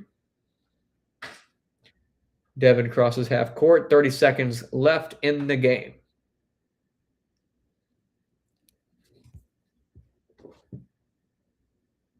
There's Kelly Olynyk, the buyer of all the suits. He'll just hold it out.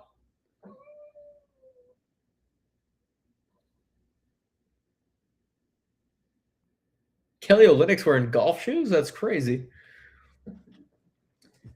We'll just take the shot clock violation as Winky sprints across my desk.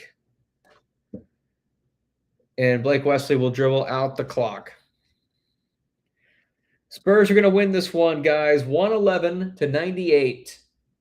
Game 1, first playoff game for San Antonio since 2019 when we lost in 7 games to Denver.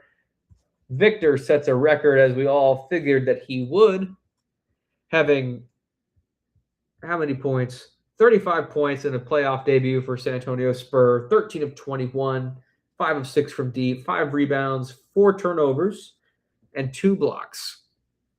De'Aaron Fox had 17 points, 5 boards, 8 assists in this one, plus 12. One of the higher plus minuses on the team. Devin Vassell, 15 points, 3 boards, 2 assists. Anything else jump out at me on this one? Steph Castle, 17 points. Got to the free throw line 4 times, had 8 free throws go down, made all of them. 7 boards, 7 assists. As always, flirting with near triple-double stats, if not a triple-double. Luke Cornett was valuable off the bench.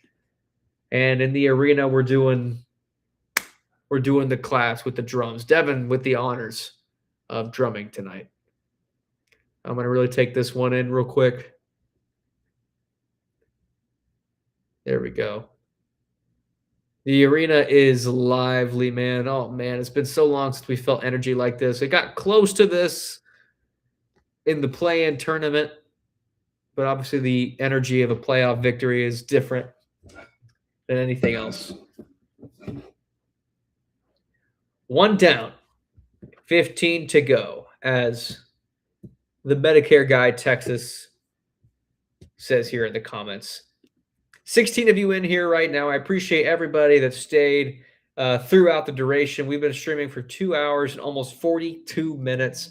A phenomenal game to watch. Let's look at the comments here for a second before we do some final breakdowns of the overall game.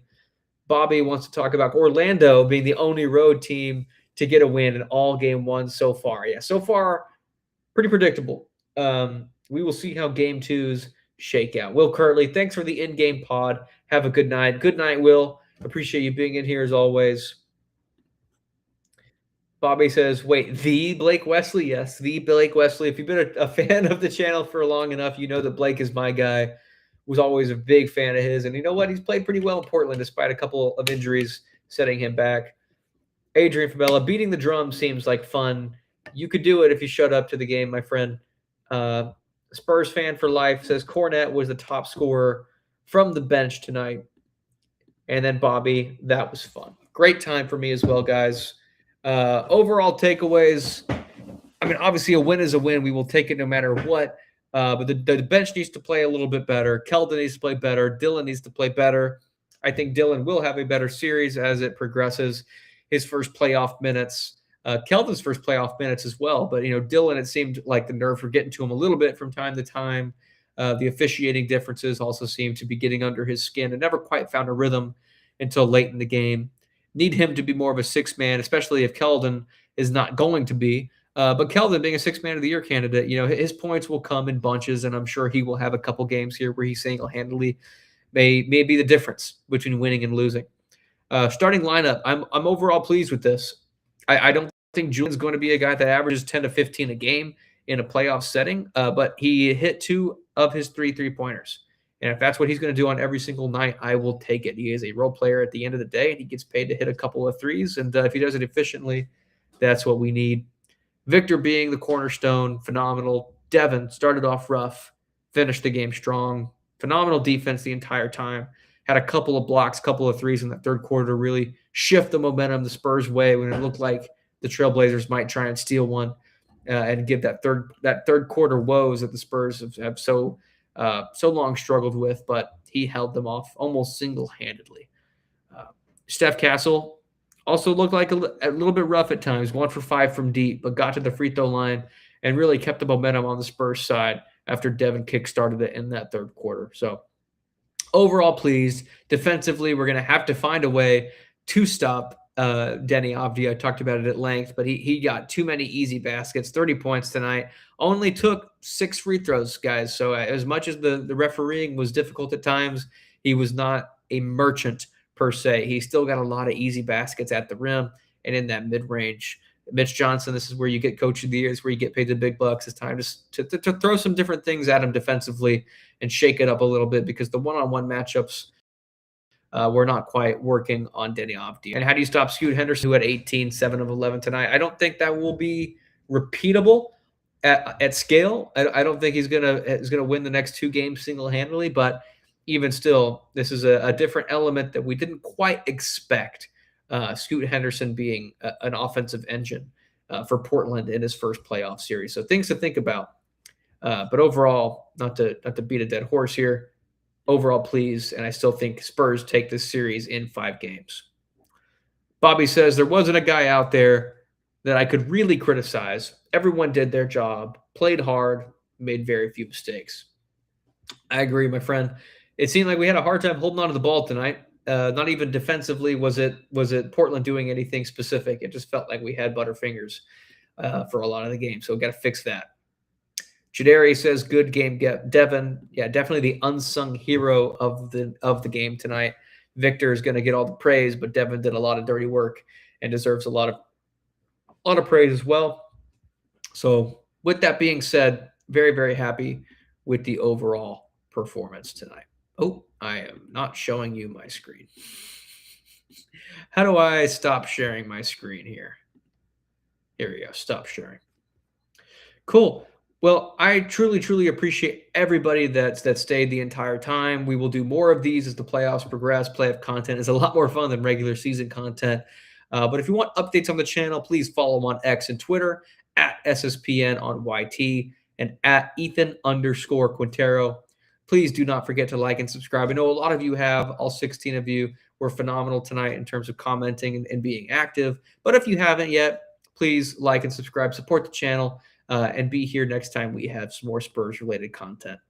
And as always, especially now more than ever, as the Spurs look to close out Portland in the next coming of weeks, go Spurs, go.